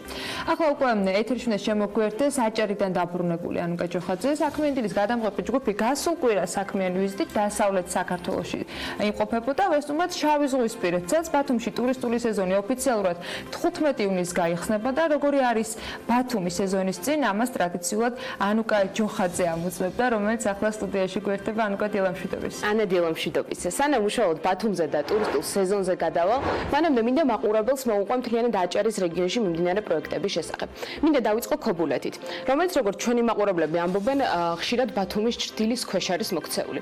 შესაბამისად დღეს გადავწყვეტე სწორედ ქობულეთის სიახლეებით დაგვეწყო აჭარის რეგიონზე საუბარი. ალბათ უცხო არავისთვის არ არის ქობულეთის მსხვილი საინვესტიციო პროექტი მწვანე ქალაქი, რომლის საინვესტიციო ღირებულება, როგორც აჭარის მთავრობაში ამბობენ, რეგიონისთვის უპრეცედენტოა და $9 მილიარდ უტოლდება. ამ მიმართულებით Green Resort-ის საერთო ჯამში რეგიონში 500-ზე მეტ სამუშაო ადგილს შექმნის. თუმცა ამ საინვესტიციო პროექტის გარდა ქობულეთში ხშირად საუბრობენ სანაპირო ინფრასტრუქტურის გაუმართავაზე. როგორც აჭარის მთავრობის თავმჯდომარე ამბობს, როგორც სანაპირო, ისე საქალაქო ინფრასტრუქტურის მოწყობაში ადგილობრივი ბიუჯეტიდან წელს $20 მილიონი დაიხარჯება.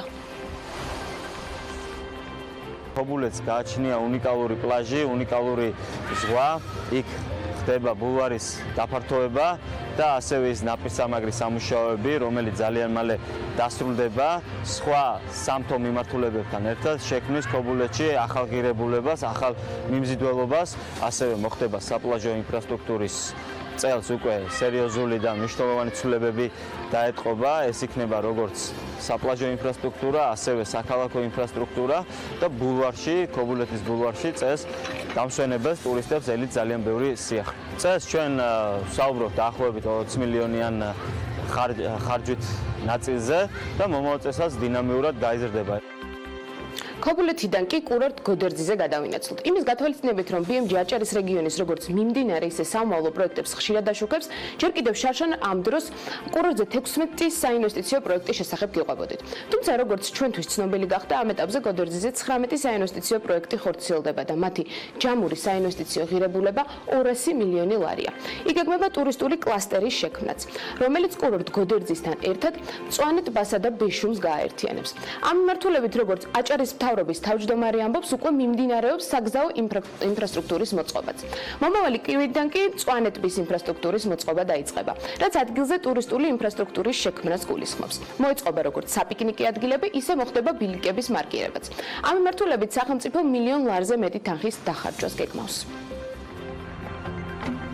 დაახლოებით საუბარი არის 200 მილიონიან საინვესტიციო პორტფელზე, ეს გახლავთ ძირითად ჯამში კერძო კაპიტალი, კერძო ინვესტიციები, მაგრამ სახელმწიფო თავის მხრივ მაქსიმალურად ხელს უწყობს ამ კურორტის განვითარებას. ჩვენ უკვე მუშაობთ ზოგადად კურორტის ბუფერული ზონის გაფართოება განვითარებაზე, ასევე მუშაობთ ახალი მიმართულებების და ახალი კლასტერის შექმნაზე, მწვანე ტბა, ბეშუმი და გოდერძი. უკვე შემდეგი კვირიდან ვიწყებთ მწვანე ტბის ინფრასტრუქტურის მოწყობას და აქ სახელმწიფო დახარჯავს $1 მილიონზე მეტს, ასევე უკვე გამოცხადდა ბეშუმის გაფართოების ტექნიკურ-ეკონომიკური კუთხით ტენდერი და ჩვენ შევძლებთ, რომ ბეშუმიც დავტვირთოთ ზამთრის პერიოდში.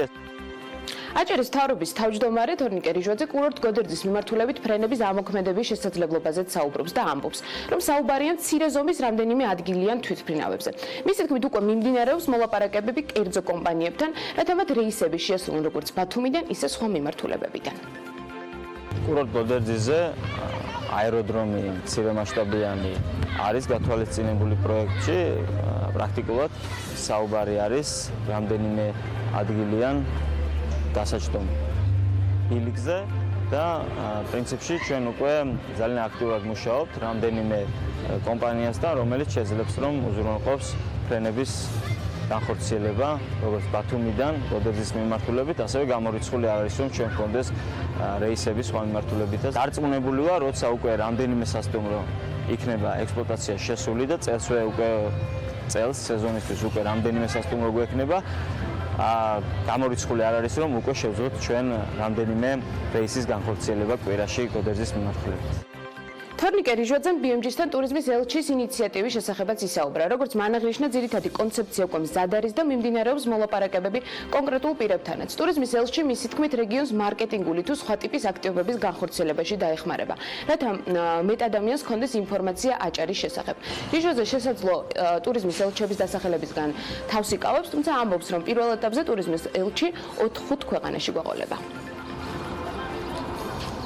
ტურიზმის ელჩთან დაკავშირებით ძირითადი კონცეფცია გვაქვს მზად, უკვე რამდენიმე ძალიან ცნობილ პიროვნებასთან გვაქვს მოლაპარაკება და ძალიან მალე გვინდა რომ ამ კუთხითაც სიახლეები იყოს საზოგადოებისთვის. ჩვენ ვაპირებთ რომ ცენტრალურ მთავრობასთან ერთად ძალიან მალე ჩამოყალიბდეთ საბოლოო კონცეფციაზე და ბუნებრივია ერთად წარგიდგინოთ თქვენ.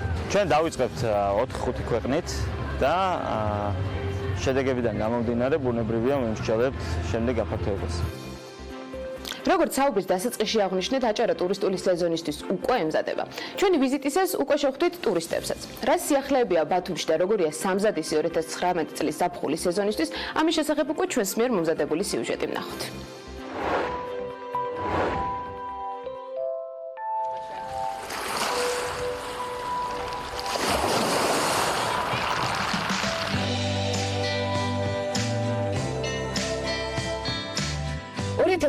წლის ზაფხულის სეზონის გახსნამდე სულ უფრო ცოტა დრო რჩება.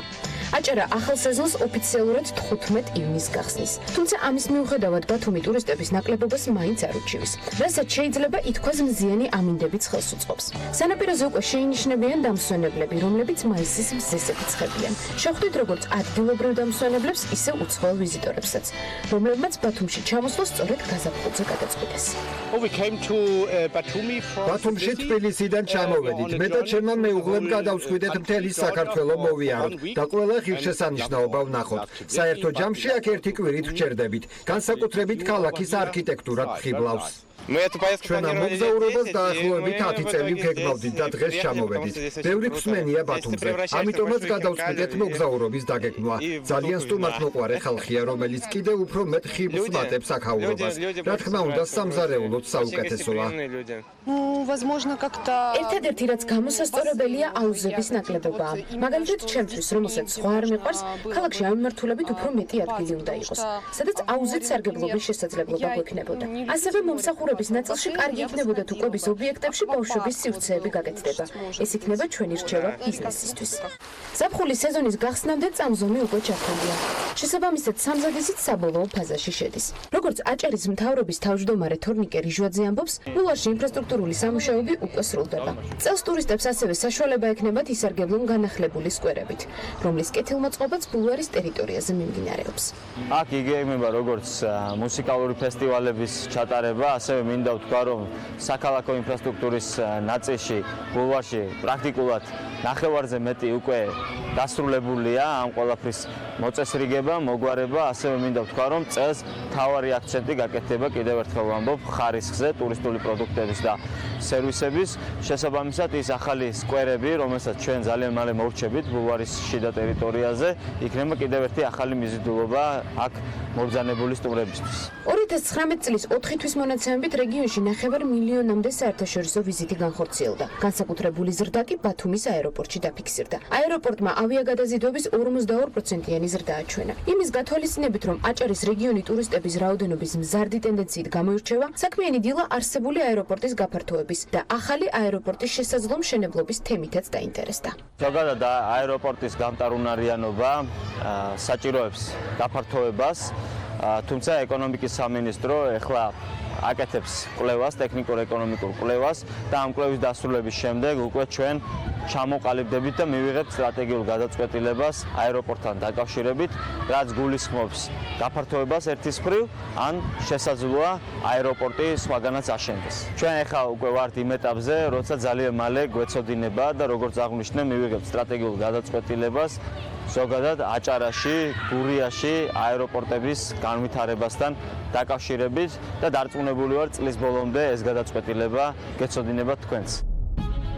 ტურისტების მზარდ დაკადებთან ერთად აღმოჩნდა, რომ ბათუმი წლიდან წლამდე ინვესტორებისთვის სულ უფრო მიმზიდველი ხდება. ბოლო 5 თვის მონაცემებით ახალი პროექტების საინვესტიციო პორტფელის ღირებულებამ $1 მილიარდ მიაღწია. როგორც აჭარის მთავრობის თავმჯდომარე ამბობს, მომავალ 2-3 წელიწადში მსგავსი ტემპებით განვითარება არ შენელდება. შესაბამისად, იგეგმება არანაკლებ 600,000 ახალი სამუშაო ადგილის შექმნაც. მინდა ვთქვა, რომ უკვე ახალი წლიდან დაახლოებით 5 თვეში ჩვენ შევძელით, რომ საინვესტიციო პორტფელი ახალი პროექტების უკვე ასულიყო $1 მილიარდზე. ჩვენ მოლაპარაკება გვაქვს რამდენიმე მნიშვნელოვან საინვესტიციო ჯგუფთან და წლის ბოლომდე ჩვენი ამბიცია არის, რომ ეს პორტფელი გაორმაგდეს და ავიდეთ არანაკლებ $2 მილიარდზე. ეს ნიშნავს, რომ 2-3 წლის ჭრილში უნდა შევქმნათ აჭარაში არანაკლებ 600,000 სამუშაო ადგილი და გადასახადების ნაწილშიც, შემოსავლების ნაწილშიც აჭარაში იქნება ძალიან მზარდი დინამიკა. სეზონისთვის ემზადება ადგილობრივი ბიზნესიც. იზრდება განთავსების ადგილების რაოდენობაც. აჭარის ტურიზმის დეპარტამენტის მონაცემებით 2019 წელს აჭარაში ტურისტებს განთავსების 390 ობიექტი მოემსახურება, რომელიც საერთო ჯამში 23,153 საწოლ ადგილს გააერთიანებს, რაც გასული წლის მაჩვენებელზე 154 ერთეულით მეტია. მოკლედ ველოდებით 15 ივნისს, ზაფხულის ახალ სეზონს, რომელიც დარწმუნებული ვარ ნებისმიერი ჩვენგანისთვის თავგადასავლების ახალი საწყისი იქნება.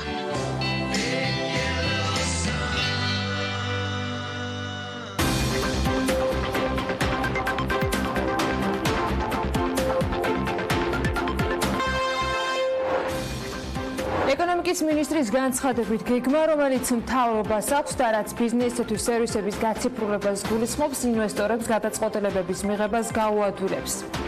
Babylon Tower-ის ინვესტორის მოლოდინშია მისი ბედი შესაძლოა 22 მაისს გაერგოს აუქციონზე სათამბჯენის საწყისი ღირებულება 24,5 მილიონი ლარია. საბაჟო გამშვებ პუნქტში წითელი ხიდი დუტი-ფრის მოწყობის მიზნით აუქციონია გამოცხადებული. ბათუმში პრემიერ-მინისტრ მამუკა ბახტაძის ინიციატივით განათლებისა და მეცნიერების ქალაქი აშენდება პროექტის პრეზენტაცია პარასკევს გაიმართა, რომელზეც საქართველოს პრემიერ-მინისტრის სიტყვითაც გამოვიდა. ბახტაძის ინფორმაციით განათლებისა და მეცნიერების ქალაქში განთავსდება კომაროვის სკოლა, საერთო საცხოვრებელი, პროფესიული განათლების ცენტრი, ყველაზე თანამედროვე ლაბორატორიები, სპორტული მოედნები და სარეკრეაციო სივრცე. შეირჩა ეს ულამაზესი ადგილი, სადაც ჩვენ დავიწყებთ განათლების ცენტრის მშენებლობას, რომელიც გააერთიანებს კომაროვის სკოლას, საერთო საცხოვრებელს, ყველაზე თანამედროვე ტექნოლოგიურ ლაბორატორიებს, სპორტულ მოედნებს, სარეკრეაციო სივრცეს, ხელოვნების სკოლას და ბევრ სხვა მიმართულებას. ძირითადად ეს იქნება ცენტრალური ბიუჯეტის სახსრები, მოგეხსენებათ, რომ ჩვენ განათლების სამინისტროს ვუზდით ბიუჯეტს, წელს ეს არის 1,6 მილიარდი, მომავალ წელს იქნება 2 მილიარდი, 2021 წელს იქნება 2 მილიარდი ნახევარი და 2022 წელს მიაღწევს იმ ნიშნულს, რომელიც არის ბიუჯეტის მეოთხედი. ეს პროექტი განხორციელდება უახლოეს პერიოდში, უკვე ტექნიკური სამუშაოები უნდა დასრულდეს, რომ მშენებლობის ეტაპზე გადავიდეთ და როგორც თბილისში ეს მოვახერხეთ რამდენიმე თვეში, რომ უკვე პირველი ეტაპის სკოლის მშენებლობა უკვე დაიწყო, აქაც ძალიან სწრაფად დაიწყება ეს სამუშაოები და ჩვენ გჯერა, რომ წელიწადში და რამდენიმე თვეში აქ უკვე მივიღებთ იმ ქალაქს, რომელიც როგორც თქვით, რეგიონის განვითარებისთვის იქნება ერთ-ერთი უმნიშვნელოვანესი პროექტი. ჩვენ საფუძველი ჩაუყარეთ ძალიან მნიშვნელოვან პროექტს, ეს არის განათლების და მეცნიერების ქალაქი, რომელიც მისცემს ჩვენს ახალგაზრდობას მიიღონ ხარისხიანი განათლება აქ, ადგილზე და ისინი იყვნენ წარმატებული ადამიანები. კურორტ გოდერძიზე 19 საინვესტიციო პროექტი მიმდინარეობს, რომელთა საინვესტიციო ღირებულებაც 150 მილიონ ლარს შეადგენს. პროექტები 1000 ადამიანის დასაქმებას გულისხმობს, რაც კურორტზე კიდევ დამატებით 1300 განთავსების ადგილის გაჩენას ითვალისწინებს. გოდერძიზე მიმდინარე პროექტებს პრემიერ-მინისტრი მამუკა ბახტაძე აჭარის მთავრობის თავმჯდომარესთან ერთად, აჭარის უმაღლესი საბჭოს თავმჯდომარესთან და აჭარის ფინანსთა და ეკონომიკის მინისტრთან ერთად გაეცნო. კურორტზე ახალი სათხილამურო ტრასის და საბაგირო გზის მოწყობა დაანონსებული, ასევე სოფელ თაგოში არსებული საბაგირო გზის რეაბილიტაცია მიმდინარეობს მწვანე ტბის განვითარების პროექტიც. ტენდერით უკვე შერჩეულია მშენებელი კომპანია, რომელიც სწორედ მწვანე ტბის კეთილმოწყობას განახორციელებს. დაწყებულია მაღალმთიანი აჭარის გაზიფიცირების მეორე ეტაპიც, რომლის ფარგლებშიც გაზსადენის შუახევიდან გოდერძიმდე 54 კილომეტრზე გაივლის. პროექტი დამატებით 15200 აბონენტის გაზიფიცირებას ითვალისწინებს. მაღალმთიან აჭარაში ტურისტების რაოდენობა 2017 წელთან შედარებით 124%-ით არის გაზრდილი. წელს ხულოს ცენტრთან ახლოს მდებარე სოფლების ტურისტული პოტენციალის დეტალური კვლევა და ტურისტული ბილიკების მარკირების პროექტის მომზადება იწყება.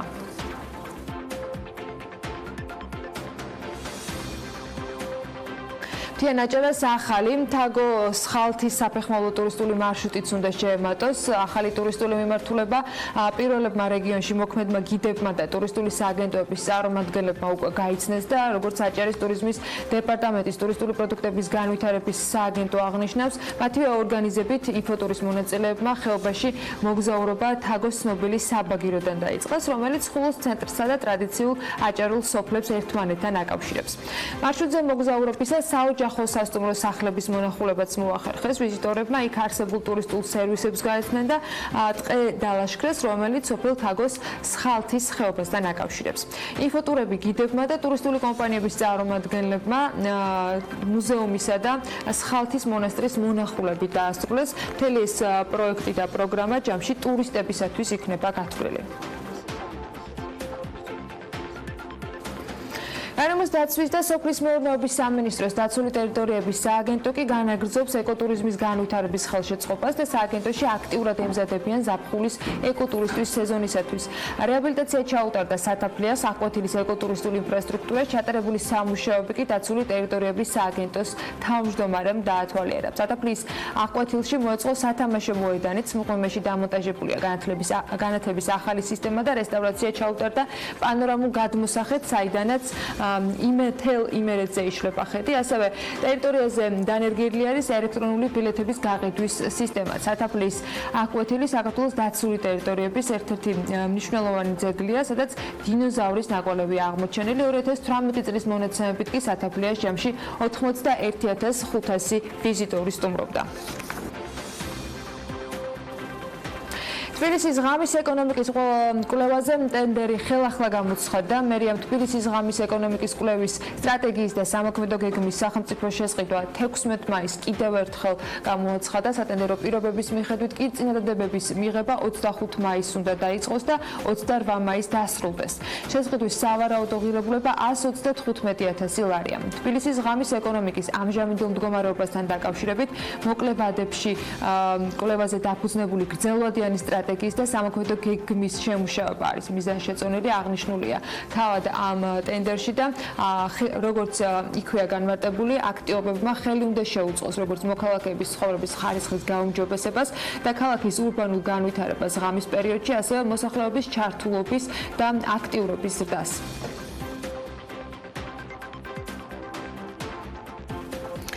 თბილისში თემქის ხევში სარეკრეაციო ზონის მოსაწყობად კვლევები დასრულებულია. BMG-ის დედაქალაქის მერიაში უთხრეს, რომ კვლევა გამა კონსალტინგმა ჩაატარა და ის 75,000 ლარი დაჯდა. კვლევა ითვალისწინებდა საინჟინრო ინფრასტრუქტურის ტერასებად დაყოფის და ხელოვნური მდინარის მოწყობის პოტენციალის შესწავლას. ასევე შესწავლილია მიწისქვეშა კომუნიკაციებიც. BMG-ის ინფორმაციით კვლევებმა დაადასტურა, რომ ხევში ხელოვნური მდინარის მოწყობა და პარკის ტერასული განაშენიანება შესაძლებელი იქნება. მერიაში აღნიშნავენ, რომ უკვე მზად არის სატენდერო დოკუმენტაცია დეტალური პროექტირებისათვის და ტენდერი უახლოეს დღეებში გამოცხადდება.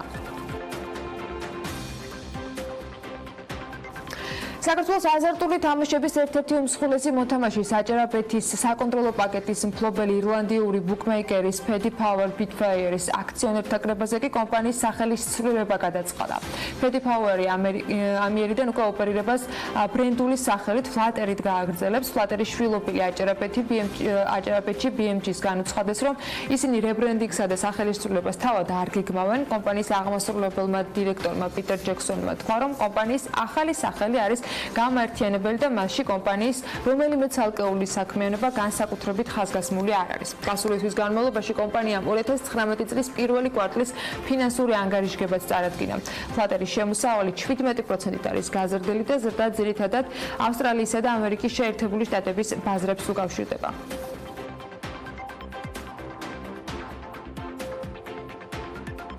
საქართველოს პრემიერ-მინისტრის ბრძანებით შექმნილი სახელმწიფო ინსპექტორების შესარჩევი საკონკურსო კომისიის გადაწყვეტილებით სახელმწიფო ინსპექტორების შესარჩევი კონკურსისათვის განცხადებები 26 მაისამდე მიიღება. კონკურსი კი საჯარო სამსახურის ბიუროს ადმინისტრირებულ ვებგვერდზე ოფიციალურად გამოქვეყნდა. მასში მონაწილეობა შეუძლია ნასამართლეობის არ მქონე საქართველოს ქმედუნარიან ნებისმიერ მოქალაქეს, რომელსაც უმაღლესი იურიდიული განათლება და მართლმსაჯულების სამართალდამცავი ორგანოების სისტემაში ან ადამიანის უფლებათა დაცვის სფეროში მუშაობის არანაკლებ 5 წლიანი გამოცდილება აქვს.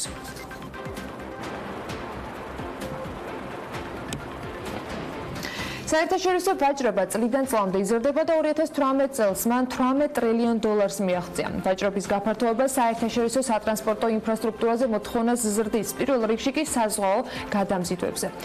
ყოველწლიურად საზღვაო ვაჭრობაში 50,000 გემია ჩართული, 2017 წელს მაგალითად საზღვაო ტრანსპორტი 11 მილიარდ ტონამდე ტვირთი გადაიზიდა. საზღვაო ტრანსპორტის საერთაშორისო პალატის შეფასებით 2030 წლისათვის საზღვაო ტვირთბრუნვა 18 მილიარდ ტონას მიაღწევს, ხოლო საზღვაო ტვირთბრუნვის 87% მსოფლიოს 20 უმსხვილეს პორტზე მოდის. გამოცემა Forbes Georgia-ს ახალი ნომერი კი სწორედ ამ პორტების მიმოიხილავს, რომელსაც ახლა უკვე მარიამ ადამია გაგოცნობს საქმიანი დილის მაყურებლებისათვის. მსოფლიოს 10 უმსხვილესი პორტის რეიტინგი გამოცემა Forbes-მა მიღებული ტვირთის მოცულობის მიხედვით შეადგინა. ინფორმაციის წყარო კი გაეროს ვაჭრობისა და განვითარების კონფერენციის 2018 წლის ანგარიშია საზღვაო ტრანსპორტის შესახებ. რეიტინგში მეათე პოზიცია ჩინეთის ქალაქ ტიანცინის პორტმა დაიკავა. წონის მიხედვით პორტი 9 მილიარდ ტონაზე მეტ პროდუქციას ემსახურება და დედაქალაქ პეკინთან მდებარე ყველაზე დიდი პორტია. მისი სახმელეთო ფართობი 121 კვადრატული მეტრია და 20,000 ადამიანია დასაქმებული. სიდიდით მე-9 პორტი მსოფლიოში დუბაია, იგივე ჯალაბ ალი, რომელიც თავისუფალი ეკონომიკური ზონაა და მასში 5,000-მდე კომპანია ოპერირებს. რეიტინგში მერვე პოზიცია ისევ ჩინეთის ქალაქში მდებარე ცინგდაოს პორტმა დაიკავა, რომელიც ქვეყნის მთავარი საპორტო ქალაქია, სადაც დაახლოებით 9 მილიონი ადამიანი ცხოვრობს და ჩინეთის ლურჯი ეკონომიკის ცენტრადაც აღიქმება. ცინგდაოზე მსხვილ პორტად ჩინეთში გუანჯოუ ითვლება და მას რიცხვებიც მოწმობს. ბოლო 10 წლეულებში ის მნიშვნელოვნად განვითარდა, შესაბამისად პორტის ტვირთბრუნვაც სწრაფად იზრდებოდა. დასაქმებულ ადამიანთა რაოდენობა კი დღევანდელი მონაცემებით 9,200-ს უტოლდება. ჩინეთს ვერავუვლით გვერდს მე-6 პოზიციაზე საუბრისას, რომელსაც ჰონგ-კონგი იკავებს. ღრმაწლოვანი პორტის მშენებლობა 1970 წელს დაიწყო და პირველი გემები პორტმა 1974 წელს მიიღო. ქალაქ ჰონგ-კონგში 7,5 მილიონი ადამიანი ცხოვრობს, ხოლო ჩინეთის საშუალო დონესთან შედარებით აქ ერთ მოსახლეზე საშუალო წლიური შემოსავალი 3,5-ჯერ უფრო მაღალია. სიაშია ბუსანის პორტიც, რომელიც სამხრეთ კორეაში მდებარეობს და მსოფლიოს 3 პორტიდან ერთ-ერთია, რომელიც ჩინეთის პორტებთან ერთად 10 უმსხვილესი პორტის სიაშია მოხვედრილი. სამხრეთ კორეის პროდუქციის ექსპორტის დაახლოებით 80% სწორედ ბუსანის პორტი ემსახურება. რიგით მეოთხე კი ისევ ჩინეთიდან ინბო ჯოუშანის პორტია. უმსხვილეს პორტებს შორის აქ ტვირთბრუნვა ყველაზე სწრაფად იზრდება. დღევანდელი მონაცემებით პორტში 129 გემის სადგომია. სემულში კი ჩინეთის კიდევ ერთი პორტი, შენჯენის მოხვდა. მას მოსდევს სინგაპურის ქალაქ სახელმწიფო, რომელიც ერთ მოსახლეზე საშუალო შემოსავლით მსოფლიოში მე-3 პოზიციას იკავებს. ხოლო სანამ სინგაპური განვითარებული სახელმწიფო გახდებოდა, საპორტო ფუნქცია მას უკვე ჰქონდა. რეიტინგის ლიდერი კი შანხაია, რომელიც 2010 წლიდან მსოფლიოს ყველაზე მაღალი ტვირთბრუნვის მქონე პორტის სტატუსს ართმობს. ქალაქი ჩინეთის მთავარი ეკონომიკური ცენტრია, სადაც 26 მილიონი ადამიანი ცხოვრობს, ხოლო შანხაის ეკონომიკა კი 9 ტრილიონი დოლარია და ბუნებრივია, სწორედ ეს განაპირობებს უდიდეს მოთხოვნას ტვირთბრუნვაზეც. საქართველოს აქვს პოტენციალი საპორტო ინფრასტრუქტურა კიდევ უფრო განავითაროს და ის ეკონომიკური სარგებელი, რაც პორტით შეგვიძლია ქვეყანამ მიიღოს, კიდევ უფრო მასშტაბური გახდეს. შესაძლებლობა და პოტენციალი ერთია. მეორე გეგმა, რომელიც აუცილებლად უნდა შესრულდეს და რომელთან დაკავშირებითაც ამდენი ხნის ნანატრ პასუხს ხვალინდელი შეხვედრის შემდეგ ველოდებით. 21 მაისს ანაკლიის სპორტის ინვესტორებსა და მთავრობას შორის შეხვედრაა ჩანიშნული. ამ შეხვედრაში მონაწილეობას ანაკლიის სპორტის 4 ინვესტორი ბანკი EBRD, OPIC, ADB და AIB იღებენ. მას ასევე ანაკლიის განვითარების კონსორციუმის გენერალური დირექტორი ლეონ ახვლედიანი და კონსორციუმის იურისტები დაესწრებიან. ხვალინდელ შეხვედრაზე ინვესტორი ბანკების მიერ წამოყენებული მოთხოვნების განხილვა მოხდება და სწორედ ამ შეხვედრის შედეგებსა და მხარეებს შორის შეთანხმებაზეა დამოკიდებული დააფასებენ თუ არა ინვესტორი ბანკები 400 მილიონი დააფინანსებენ თუ არა ინვესტორი ბანკები 400 მილიონი დოლარით პორტის მშენებლობას. წინასწარი მზაობა ყველა მხარის მხრიდან შეთანხმებისათვის კონსენსუსი არის და იმედი მაქვს, რომ თეთრი კვამლი ხვალ აუცილებლად იქნება. რატომ არის ეს თემა ასეთი მნიშვნელოვანი და რას ნიშნავს ანაკლიის კონსორციუმის გეგმის შესრულება ქვეყნისათვის? ამაზე უნდა ვისაუბროთ კეთი ბოჭორიშვილთან ერთად. კეთი ქალაქის მშენებელი ქალია, ანაკლიასეთის აღმასრულებელი დირექტორი გახლავთ და ამას დაზუსტებისთვისაც მე მგონი აღარ გვჭირდება მეტი ინფორმაცია, თუმცა მაინც უნდა ვთქვათ, რომ ანაკლი არ არის მხოლოდ პორტი და ეს არის მომავლის ქალაქი, სადაც 16,000-მდე ადამიანის დასაქმება ხდება შესაძლებელი და საიდანაც მიღებული დოლარი თითოეული ჩვენი მთელი ქვეყნის ეკონომიკისათვის სარგებლის მიღება შეგვიძლია. კეთისთან ერთად ვაგრძელებთ საუბარს. კეთი ლამშვიდობისა და მადლობა იმისთვის, რომ ხართ ჩვენთან ერთად. მნიშვნელოვანი შეხვედრა გველოდება ხოლმე, მაგრამ ვიდრე პროგნოზებს გავაკეთებ და ეს პროგნოზები ალბათ დამოკიდებული არის ამ შეხვედრაში მონაწილე თითოეულ მხარეზე უფრო მეტად ვიდრე ვთქვათ ჩვენ სურვილებზე ან მხოლოდ რაღაც წინასწარ შეფასებებზე, მაინც მინდა დავიწყოს საუბარი იმ მდგომარეობით, რაც დღეს არის სანაკლიაში. რა ხდება, რა ეტაპზე არის პროექტი და რამდენიმე კვირის წინ მოვისმენთ, რომ გაჩერებული არის ეს პროექტი, არაფერი ხდება და დღეს რა ხდება. კარგი და მოგესალმებით დილა მშვიდობისა, მივესალმები ტელემაყურებელს. მოხარული ვარ, რომ ისევ და ისევ მიწევს ანაკლის პროექტზე საუბარი, რადგან ვთვლი, რომ ერთ-ერთი ყველაზე მნიშვნელოვანი პროექტია და სწორედ გასულ კვირას, როგორც იცით, ADB-ის ერთ-ერთმა მაღალმა წარმომადგენელმა აღნიშნა, რომ ანაკლის პროექტი ეს არ არის მხოლოდ პორტი, ეს არის სპეციალური ეკონომიკური ზონა, ინდუსტრიული ზონა, ქალაქი და ამაზე გამოთქვეს მზაობა, რომ 3 მილიარდის ინვესტიციას მოახმარენ ანაკლიასთან დაკავშირებულ პროექტებს და თვითონ ანაკლიასაც, რაც ძალიან მნიშვნელოვანია, რადგან პორტი მარტო პორტი არ არის, მას სჭირდება დამაკავშირებელი გზები, რკინიგზა, ქალაქი, ინდუსტრიული ზონა და ეს სჭირდება ასევე მთელ კორიდორზე, რადგან შეიძლება ჩვენ ძალიან მარტივად ვიყოთ ტრანზიტული ქვეყანა, ან ძალიან მარტივად ვიყოთ ჩიხი, თუ შესაბამისი ინფრასტრუქტურა რეგიონის და მარშრუტის ირგვლივ არ განვითარდება. სწორედ ის, რომ აზიის განვითარების ბანკმა დაასახელა ეს პროექტი პრიორიტეტად, ერთ-ერთ ყველაზე მნიშვნელოვან სტრატეგიულ პროექტად, რომელიც არა მხოლოდ საქართველოსთვის არის მნიშვნელოვანი, არამედ რეგიონისათვის და ეს დააკავშირებს სხვადასხვა ქვეყნებს და ეს დააკავშირებს და ხელს შეუწყობს დაკავშირებულობას და ვაჭრობას, რა თქმა უნდა, ყველასათვის მნიშვნელოვანია. რა ხდება დღეს? ძალიან კარგი კითხვა არის. თქვენ იცით, რომ დღემდე კომპანიამ 70 მილიონი დოლარის ინვესტიცია განახორციელა, მობილიზებული ჩვენ გავაკეთეთ დაღრმავება ერთ-ერთი უპრეცედენტო 5 მილიონი კუბომეტრის ქვიშა დავყარეთ, იცით რომ ეს მიწა იყო ჭაობი და არ იყოს მშენებლობისათვის მისაღები მდგომარეობა, შესაბამისად ჩვენ დაგვჭირდა დამატებითი სამუშაოები, რომ მოვამზადოთ იმისათვის, რომ აქ ფუნდამენტალურად უკვე დავიწყოთ მშენებლობა. მნიშვნელოვანია, რომ რა თქმა უნდა ამას თავისი დრო და პერიოდი ჭირდება, თუნდაც ეს ინჟინრული გადაწყვეტილებაა, როდესაც 8 მეტრ ქვიშას ყრი 100 ჰექტარზე, ამას აქვს თავისი სიმძიმე, უნდა დააწვეს წყალი, გამოიდევნოს, ძალიან დეტალებში ვარ შევიდე და ამას თავისი პროცესი და დრო ჭირდება. სწორედ ეს პროცესი და დრო იყო და ჩვენთვის და ჩვენი კომპანიისთვის იყო მნიშვნელოვანი, რომ დაღრმავება გაგვეკეთებინა სწორედ სექტემბერში, რადგან შემდეგ ამ პროცესს ჭირდება დაახლოებით 8 თვე და სწორედ ჩვენ ამ პროცესში ვართ, როდესაც მიწის, ესე რომ ვთქვათ, ფუნდამენტის მომზადება ხდება.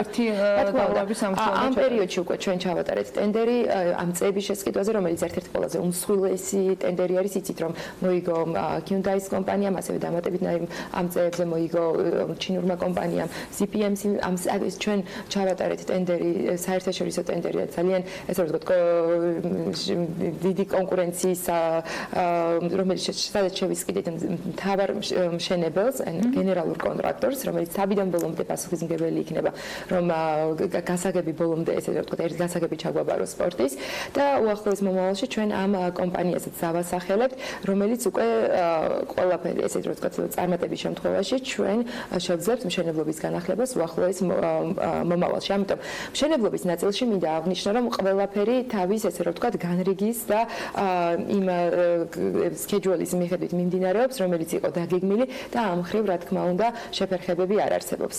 დღეს არის თუ არა შანსი, რომ გეგმა, რომელიც სპორტისათვის პირველი გემის მიღებას ითვალისწინებდა 2021 წლისათვის, რა თქმა უნდა, ეს არ ნიშნავს, რომ სპორტი დასრულებული შეიძლება იყოს, იმიტომ რომ ეს გეგმაშიც არ ყოფილა, რომ შეიძლება შესრულდა ეს. კი ბატონო, 2021 წლისათვის დღევანდელი ესე რომ ვთქვათ, განრიგიდან გამომდინარე, ჩვენ ცალსახად შეგვიძლია დავაფიქსიროთ, რომ პორტი მიიღებს დიდ გემებს და უკვე გახდება ფუნქციონირებადი.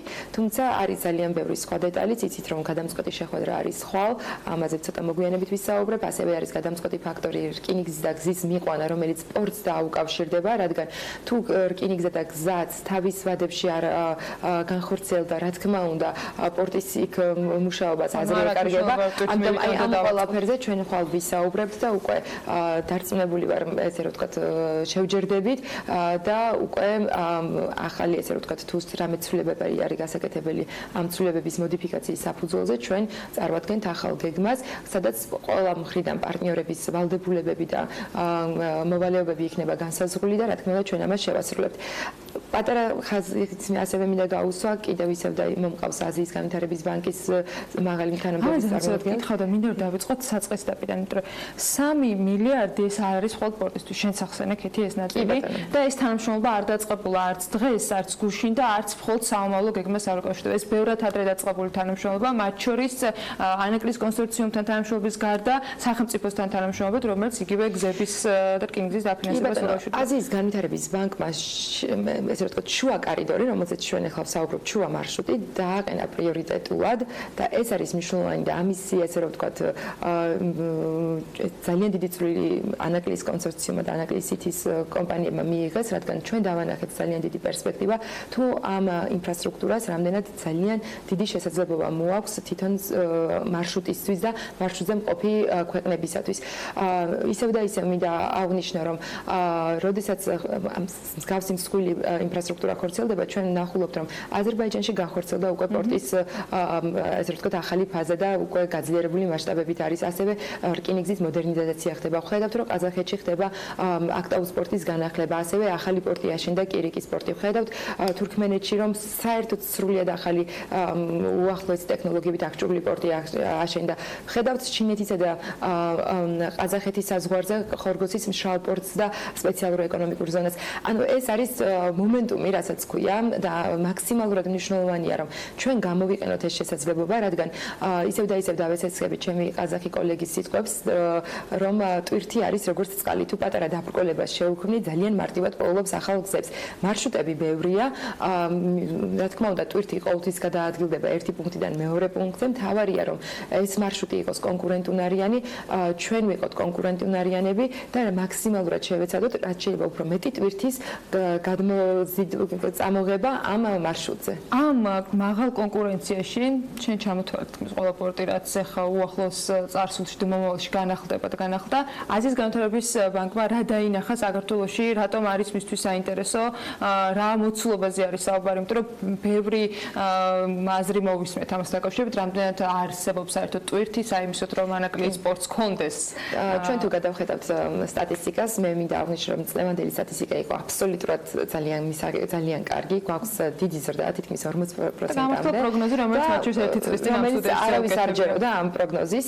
შესაბამისად, მნიშვნელოვანია, რომ ახალი ინფრასტრუქტურა და ახალი მოცულობები შეიქმნას, რადგან 2 წელიწადში არსებული პორტები საქართველოში სამწუხაროდ უფრო მეტ ტვირთს ვერ გაატარებენ და ეს იქნება, რა თქმა უნდა, ძალიან დიდი დაბრკოლება, როგორც საქართველოსთვის, ასევე რეგიონისათვის.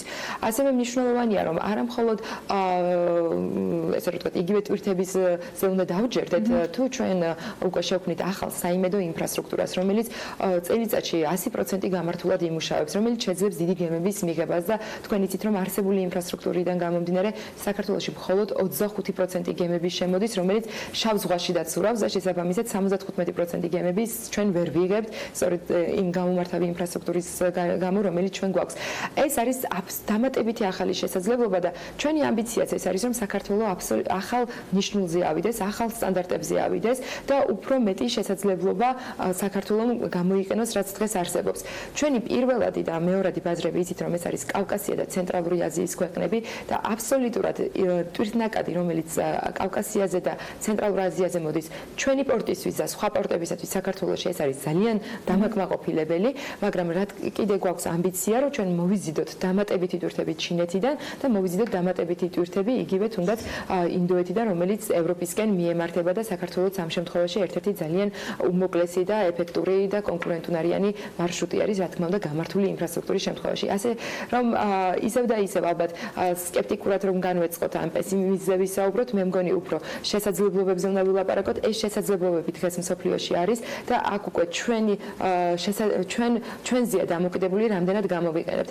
და კიდევ ერთ დავამატებთ, რა თქმა უნდა, საქართველოში არის ძალიან კარგი ბიზნეს გარემო და თქვენი უკვე ძალიან დიდ წარმატებას მივაღწევთ იგივე სავაჭრო რეჟიმების კუთხით, მაგრამ კითხვას ვსვავთ ხოლმე, რატომ არ არიან კომპანიები, საერთაშორისო კომპანიები კიდევ უფრო ფართოდ წარმოდგენილები ჩვენს ქვეყანაში, რომელიც იყენებენ ამ შესაძლებლობებს.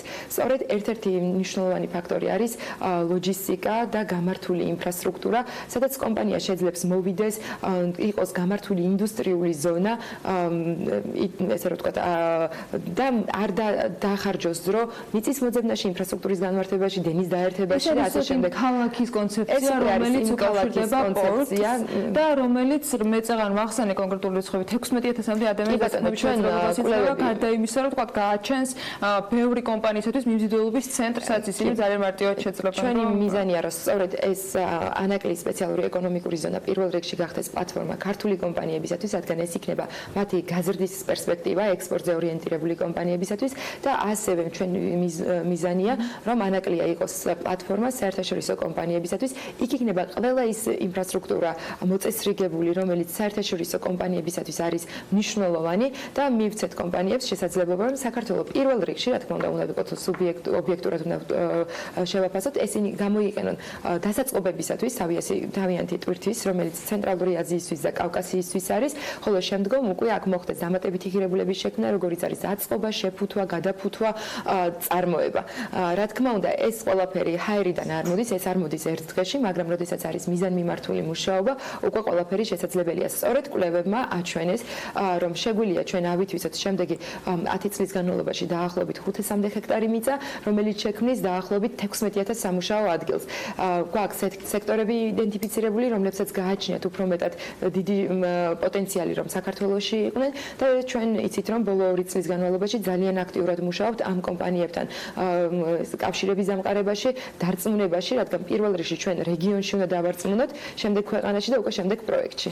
კეთი, შენ ახლა თქვი, რომ იყო უკვე გამოვლენილი სექტორები, რომელთაც შეიძლება ქონდეთ ინტერესი, მაგრამ ჩვენც სექტორებზე, წარმოებაზე ვსაუბრობთ, ხოლმე ყოფილი მინისტრი იქნება ეს ეკონომიკის მოქმედი, თქვა მთავრობის წევრები თუ უბრალოდ საზოგადოების ის წარმომადგენლები, რომლებიც ამ სფეროს აკვირდებიან და მათ შორის ეთანხმებიან მთავრობის წევრებსაც, რომ ხშირად არის, რომ დეფიციტურია საქართველოში კვალიფიციური მუშახელი, მათ შორის იმ წარმოებისათვის, რომლის თქვა შექმნის პოტენციალი საქართველოს აქვს და ინვესტორებისათვის ეს დაბრკოლება ხდება ხოლმე. კი ბატონო, აი აბსოლუტურად ვიზიარებ იმას ამ ნათქვამს. აი ანაკლიაში როცა ვსაუბრობ, თუ უნდა გაჩნდეს სრულიად ახალი სამყარო. მით უმეტეს ამ ახალი სამყაროსათვის იმ კვლევებით, რომელიც თქვენ გააქვთ და ფაქტობრივად რაღაც კვლევები უკვე ჩატარებულია, საიდან მოდის ის მუშახელი, რომელიც ჭირდება ამ ძალიან მნიშვნელოვანი ფაქტორი არის და ერთ-ერთი ყველაზე მე ვფიქრობ დიდი გამოწვევა სწორედ ეს არის კვალიფიციური მუშახელი. საქართველოში გვაქვს ძალიან დიდი უმუშევრობის ზონე, მაგრამ კვალიფიციური მუშახელის პრობლემა დღესდღეობით დგას ჩვენს ქვეყანაში. სწორედ აზიის განვითარების ბანკთან ჩვენი თანამშრომლობა არის მრავალმხრივი. ის ითვალისწინებს როგორც ინფრასტრუქტურული პროექტების განვითარებაში დახმარებას, ჩვენ თავიდანვე და უკვე დღეს დაყენებული გვაქვს განათლების უნარებიანი მუშახელის საკითხიც და სწორედ ერთ-ერთი მიმართულება, რომელზეც აზიის განვითარების ბანკთან ერთად მუშაობთ, ეს არის გადამზადება და კვალიფიციური მუშახელის მომზადება ანაკლიაში იმ პოტენციურად იმ საწარმოებისათვის, რომლებიც იქ გაჩნდება.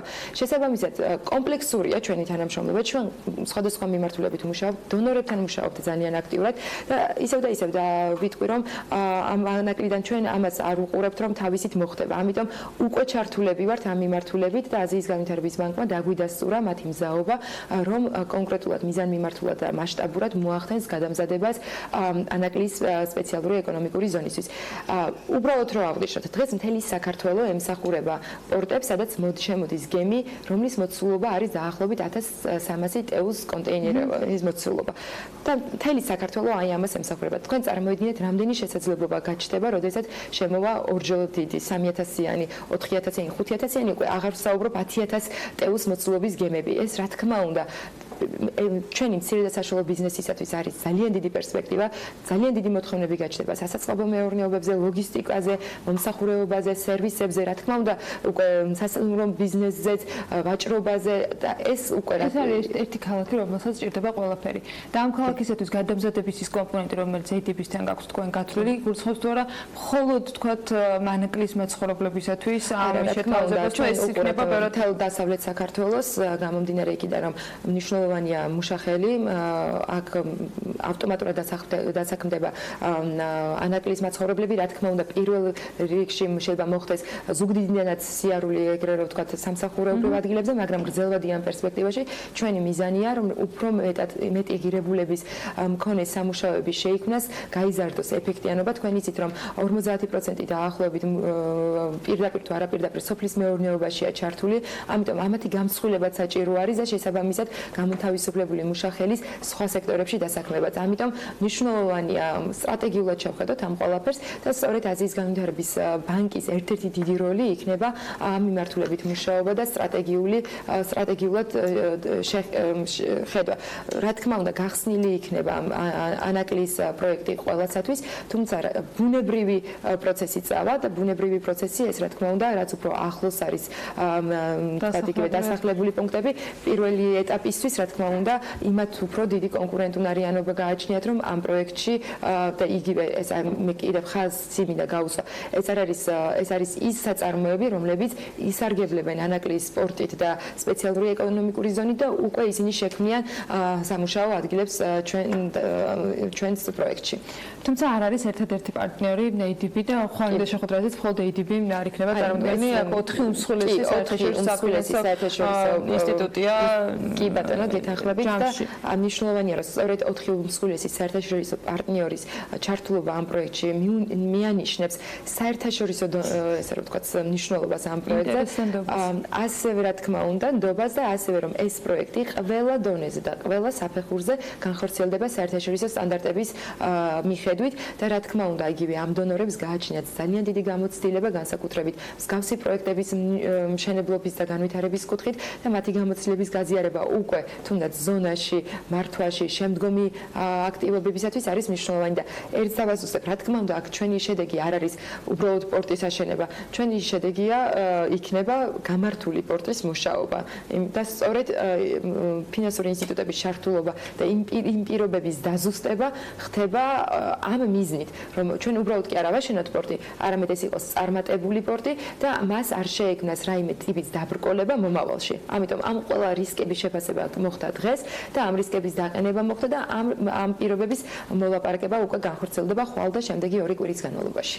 მე გისურვებ წარმატებას და ვუსურვებ საკუთარ თავს და მთელ ქვეყანას ამ შეხვედრის წარმატებით დასრულებას. მათ შორის ანაკლის კონსორციუმს, რომ ეს იქნება ცალსახად მნიშვნელოვანი პროექტი მთელი ქვეყნისათვის და ცალსახად წარმატებები მინდა რომ უსურვო ანაკლის კონსორციუმს და რა თქმა უნდა ამ შეხვედრაში მონაწილე ყველა მხარეს. კეთი ბოჭორიშვილი ანაკლიასეთის აღმასრულებელი დირექტორი იყო, საქმიანი დილის სტუმარი. მადლობა მას კიდევ ერთხელ და მე შეგახსენებთ, რომ ხვალ 21 მაისს უნდა გაიმართოს შეხვედრა ხელისუფლების ანაკლის კონსორციუმის სახელმძღვანელის და საერთაშორისო საფინანსო ინსტიტუტების ერთობლივი მონაწილეობით, სადაც ჯამში იმ ყველა პირობის დაზუსტება მოხდება, რომელზეც მთელი ამ დროის განმავლობაში მსჯელობა მიდიოდა და კიდევ ერთხელ გამოთქვა იმედს, რომ ეს შეხვედრა იქნება წარმატებით დასრულებული. მადლობა ქეთის სტუმრობისათვის. მცირე სარეკლამო პაუზა გულდება და რამდენიმე წუთში დაგებრუნდებით.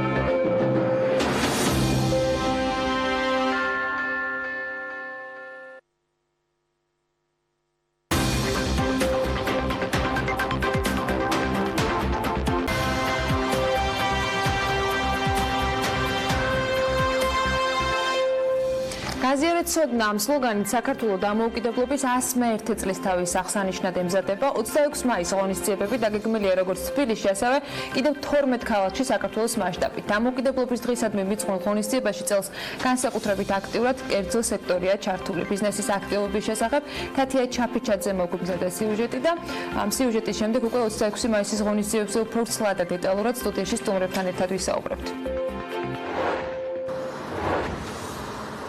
ცოდნას მივყავართ თავისუფლებამდე. ამ საკომუნიკაციო ფრაზით საქართველოს დამოუკიდებლობის 101 წლის აღსანიშნავად ემზადება.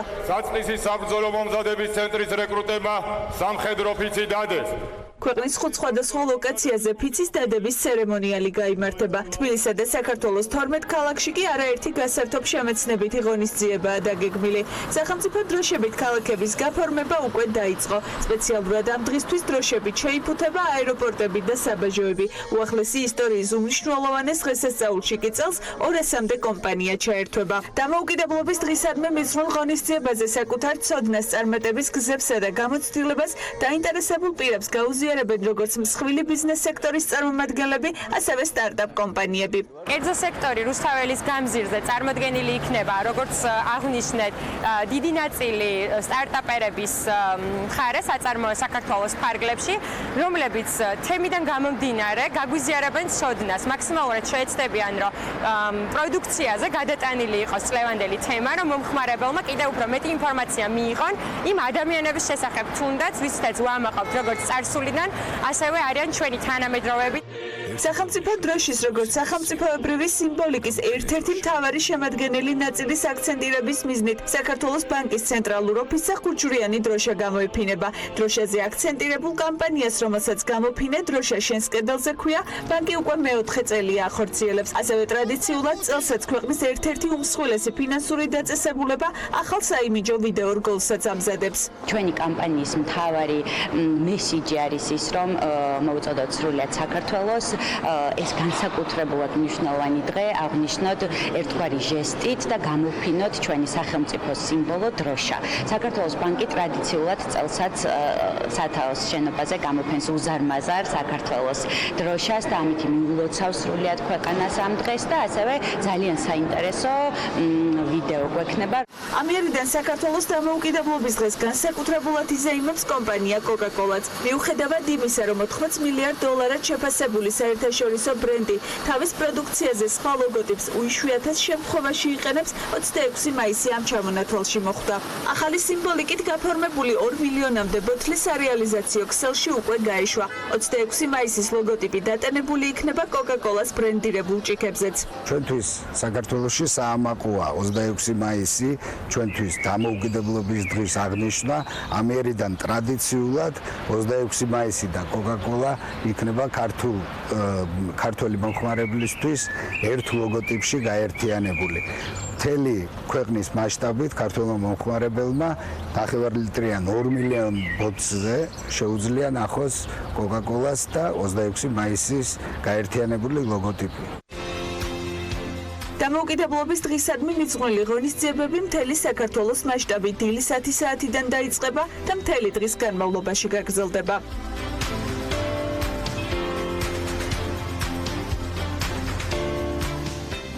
ეკაბაციკაც და სტუდიაში სტუმრები უკვე შემოგვიერთნენ. თათა სვანიძე 26 მაისის აღნიშვნის შემოქმედებითი ჯგუფის წევრი და მარიამ ქვრივიშვილი ტურიზმის ადმინისტრაციის ხელმძღვანელი არიან. საქმიანი ეთერში მოგესალმებით. მადლობა, რომ ხართ ჩვენთან ერთად.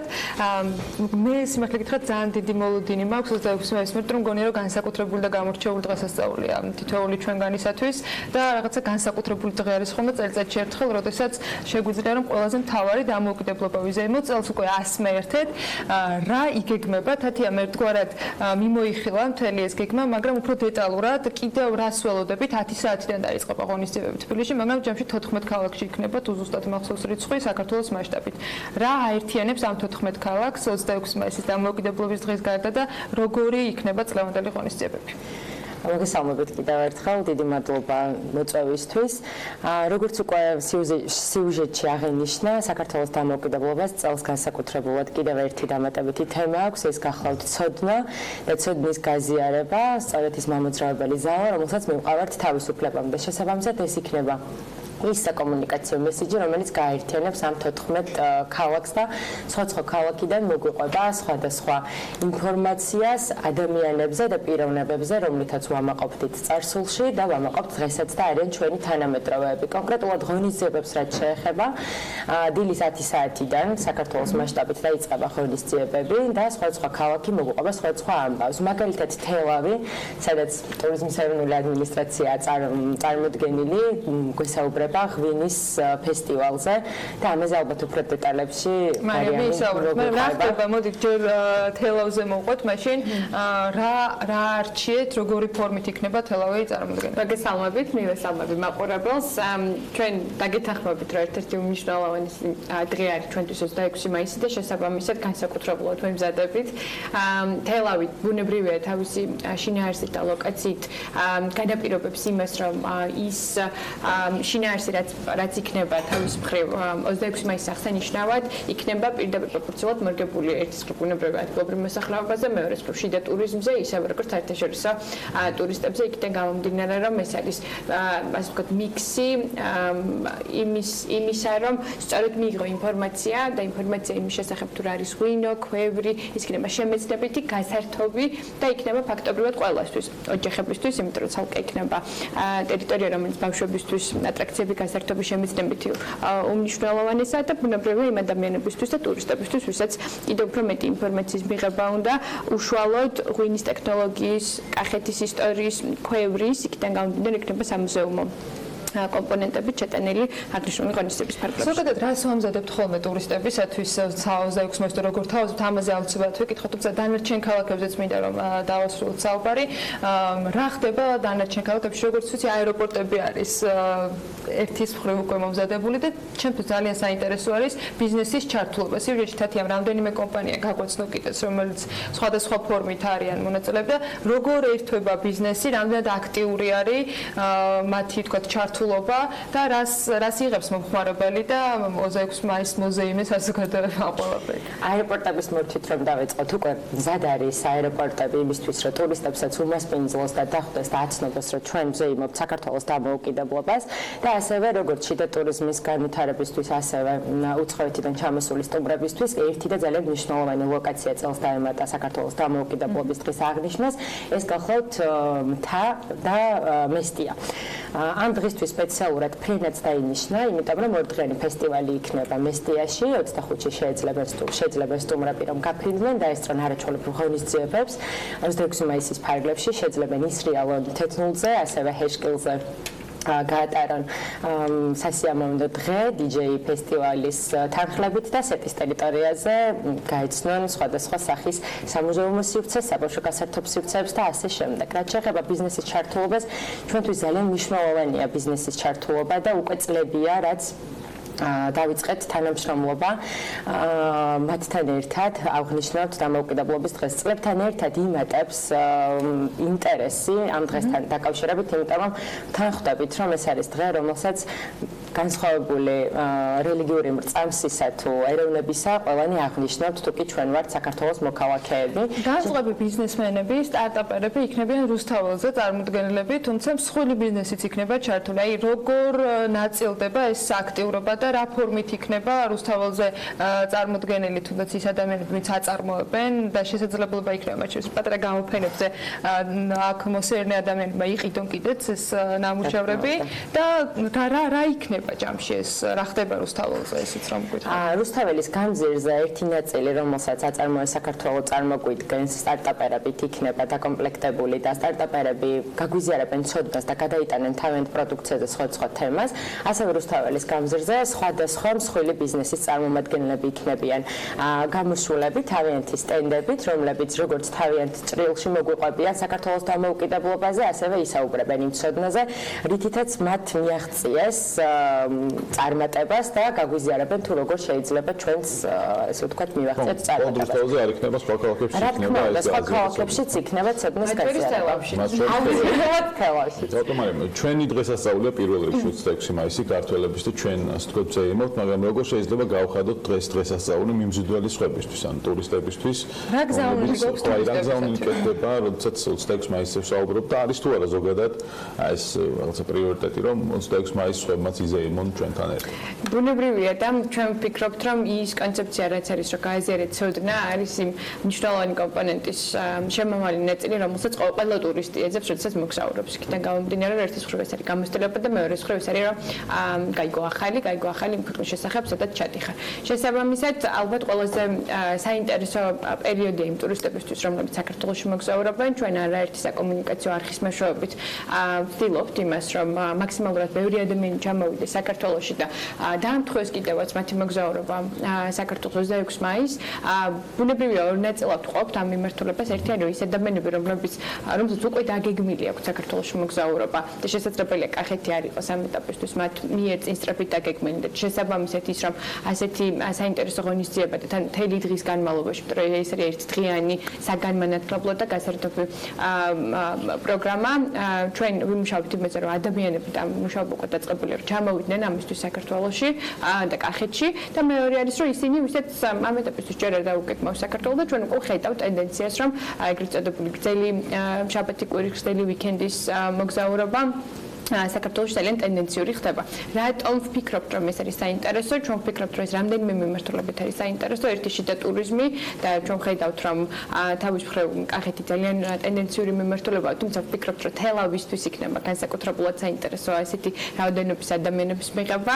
თემატურად არის ძალიან საინტერესო, იმიტომ რომ ყველა კატეგორიის ადამიანისთვის და ტურისტისთვის იქნება მიმზიდველი ვიღაცას მეტნაკლებად შეიძლება უფრო მეტად დაინტერესებდეს საგანმანათლებლო ნაწილი, იყვება ღვინის ექსპერტები, რომლებიც ქართულ, ინგლისურ ენაზე ისაუბრებენ ღვინის უნიკალურ ტექნოლოგიაზე, ვინ იყვნენ ის ადამიანები, ვინც განსაკუთრებული წვლილი შეიტანეს საქართველოში ღვინის ტექნოლოგიის განვითარებაზე, იმიტომ რომ ჩვენ ბევრს საუბრობთ ტურიზმზე და ჩვენ საუბრობთ ბევრს იმის შესახებ, რომ მსოფლიოში მხოლოდ ერთადერთი ქვეყანაა, რომელიც შეიძლება რომ ითქვას, რომ არის ღვინის სამშობლო.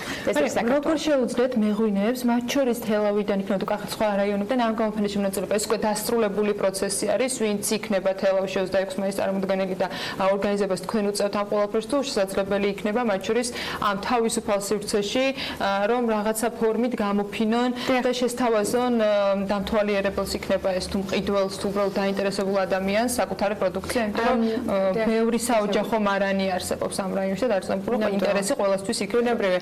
როგორც უკვე ვისაუბრეთ, თელავშიც იქნება ბუნებრივი ადგილობრივ წარმომადგენლებს არა მხოლოდ იმის საშუალება, რომ ასე ვთქვათ, გამოფინონ მათი პროდუქცია და მე ხას გავუსვამდი იმას, რომ ჩვენ მხოლოდ არ კონცენტრირდებით ღვინოზე, თუმცა ღვინო იქნება ერთ-ერთი მნიშვნელოვანი კომპონენტი, სადაც დეგუსტაციის ნაწილთან ერთად ასევე იქნება წარმოებლებს იმის საშუალება, რომ რეალიზება მოახდინონ მათი პროდუქციის, მაგრამ ასევე გვექნება ის ნაწილი საგამოფენო, სადაც მოიაზრება, რომ ის წარმოებლები, რომლებიც ხელნაკეთ აქსესუარებს აკეთებენ ქართული რეწვის ნიმუშები იქნება გამოფენილი და ასევე ალბათ მნიშვნელოვანია ის, რომ მცირე და საშუალო ისევე როგორც დიდ მეწარმეებს მივცემთ იმის საშუალებას, რომ გამოიყენონ ეს სივრცე და ის მოცემულობა, რითიც ჩვენ ჩამოვიყვანთ ბევრ ადამიანს და რეალიზება მოახდინონ უშუალოდ ტურისტებს. ბუნებრივია ამბლების თავს არ შეირწყოს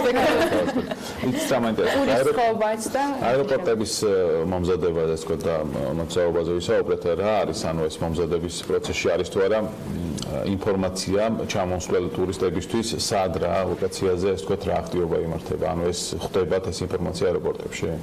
აეროპორტებში ინფორმაციას ვავრცელებთ.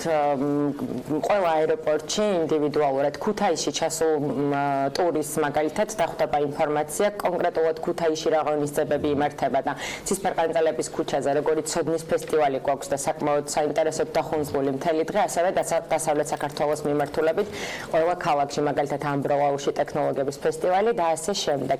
აღსანიშნავია აუცილებლად ის ფაქტიც, რომ ყველა ქალაქში ვცდილობთ, რომ იყოს ყველაფერი ორენოვანი. მაგალითად თბილისში, სადაც ჩვენ ვსაუბრობთ, რომ ღვინის ნაწილს თბილისშიც ვიმეორებთ აუცილებლად, იმიტომ რომ ვამაყობთ, რომ ვართ 8000 წლიანი უწყვეტი მოსავლის ქვეყანა და საქართველოს ღვინის სამშობლოა. ამ თემაზე ჩვენ აუცილებლად უცხოელ სტუმრებს ვუყვებით ინგლისურ ენაზეც და შესაბამისად ტერიტორიაზე როგორც პრინტ მასალაში იქნება გამოყენებული მეორე ენა, ასევე ადამიანები, რომლებიც ტერიტორიაზე ივლიან და იქნებიან დამხვედრი პირები, აუცილებლად გაუზიარებენ ცოდნას. ამბროლაუში ხდება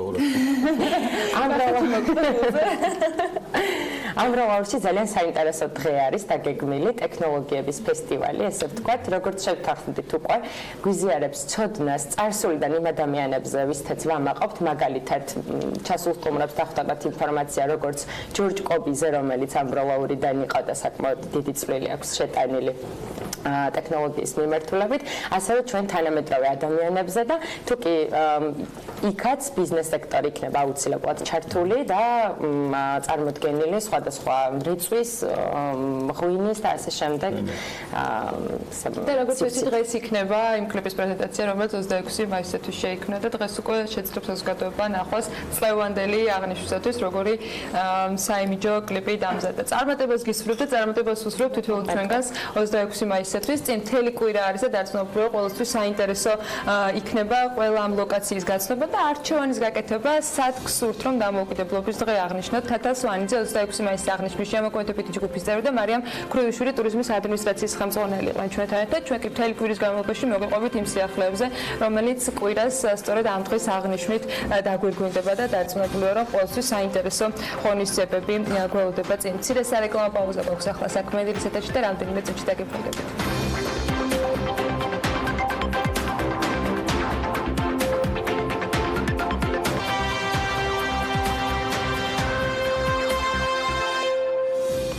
კეთიჭრიკვაძის 2020 წლის შემოდგომა ზამთრის კოლექციის ჩვენება დასრულებულია. დიზაინერი მალე საქართველოს დაატოვებს და საზღვარგარეთ გადავა საცხოვრებლად, საქმიანობას კი საფრანგეთის დედაქალაქში გააგრძელებს. როგორც თავად ამბობს, ეს მისი ბოლო ჩვენება იყო თბილისში და გარკვეული პერიოდით კოლექციებს აღარ წარმოადგენს. რაც გეგმავს კეთიჭრიკვაძე პარიზში და როგორც ჩაიარა ჩვენებამ რესპუბლიკაში, რომელსაც მარიამ ადამია ესწრებოდა, დეტალებს ახლა ის თავად მოგყვება.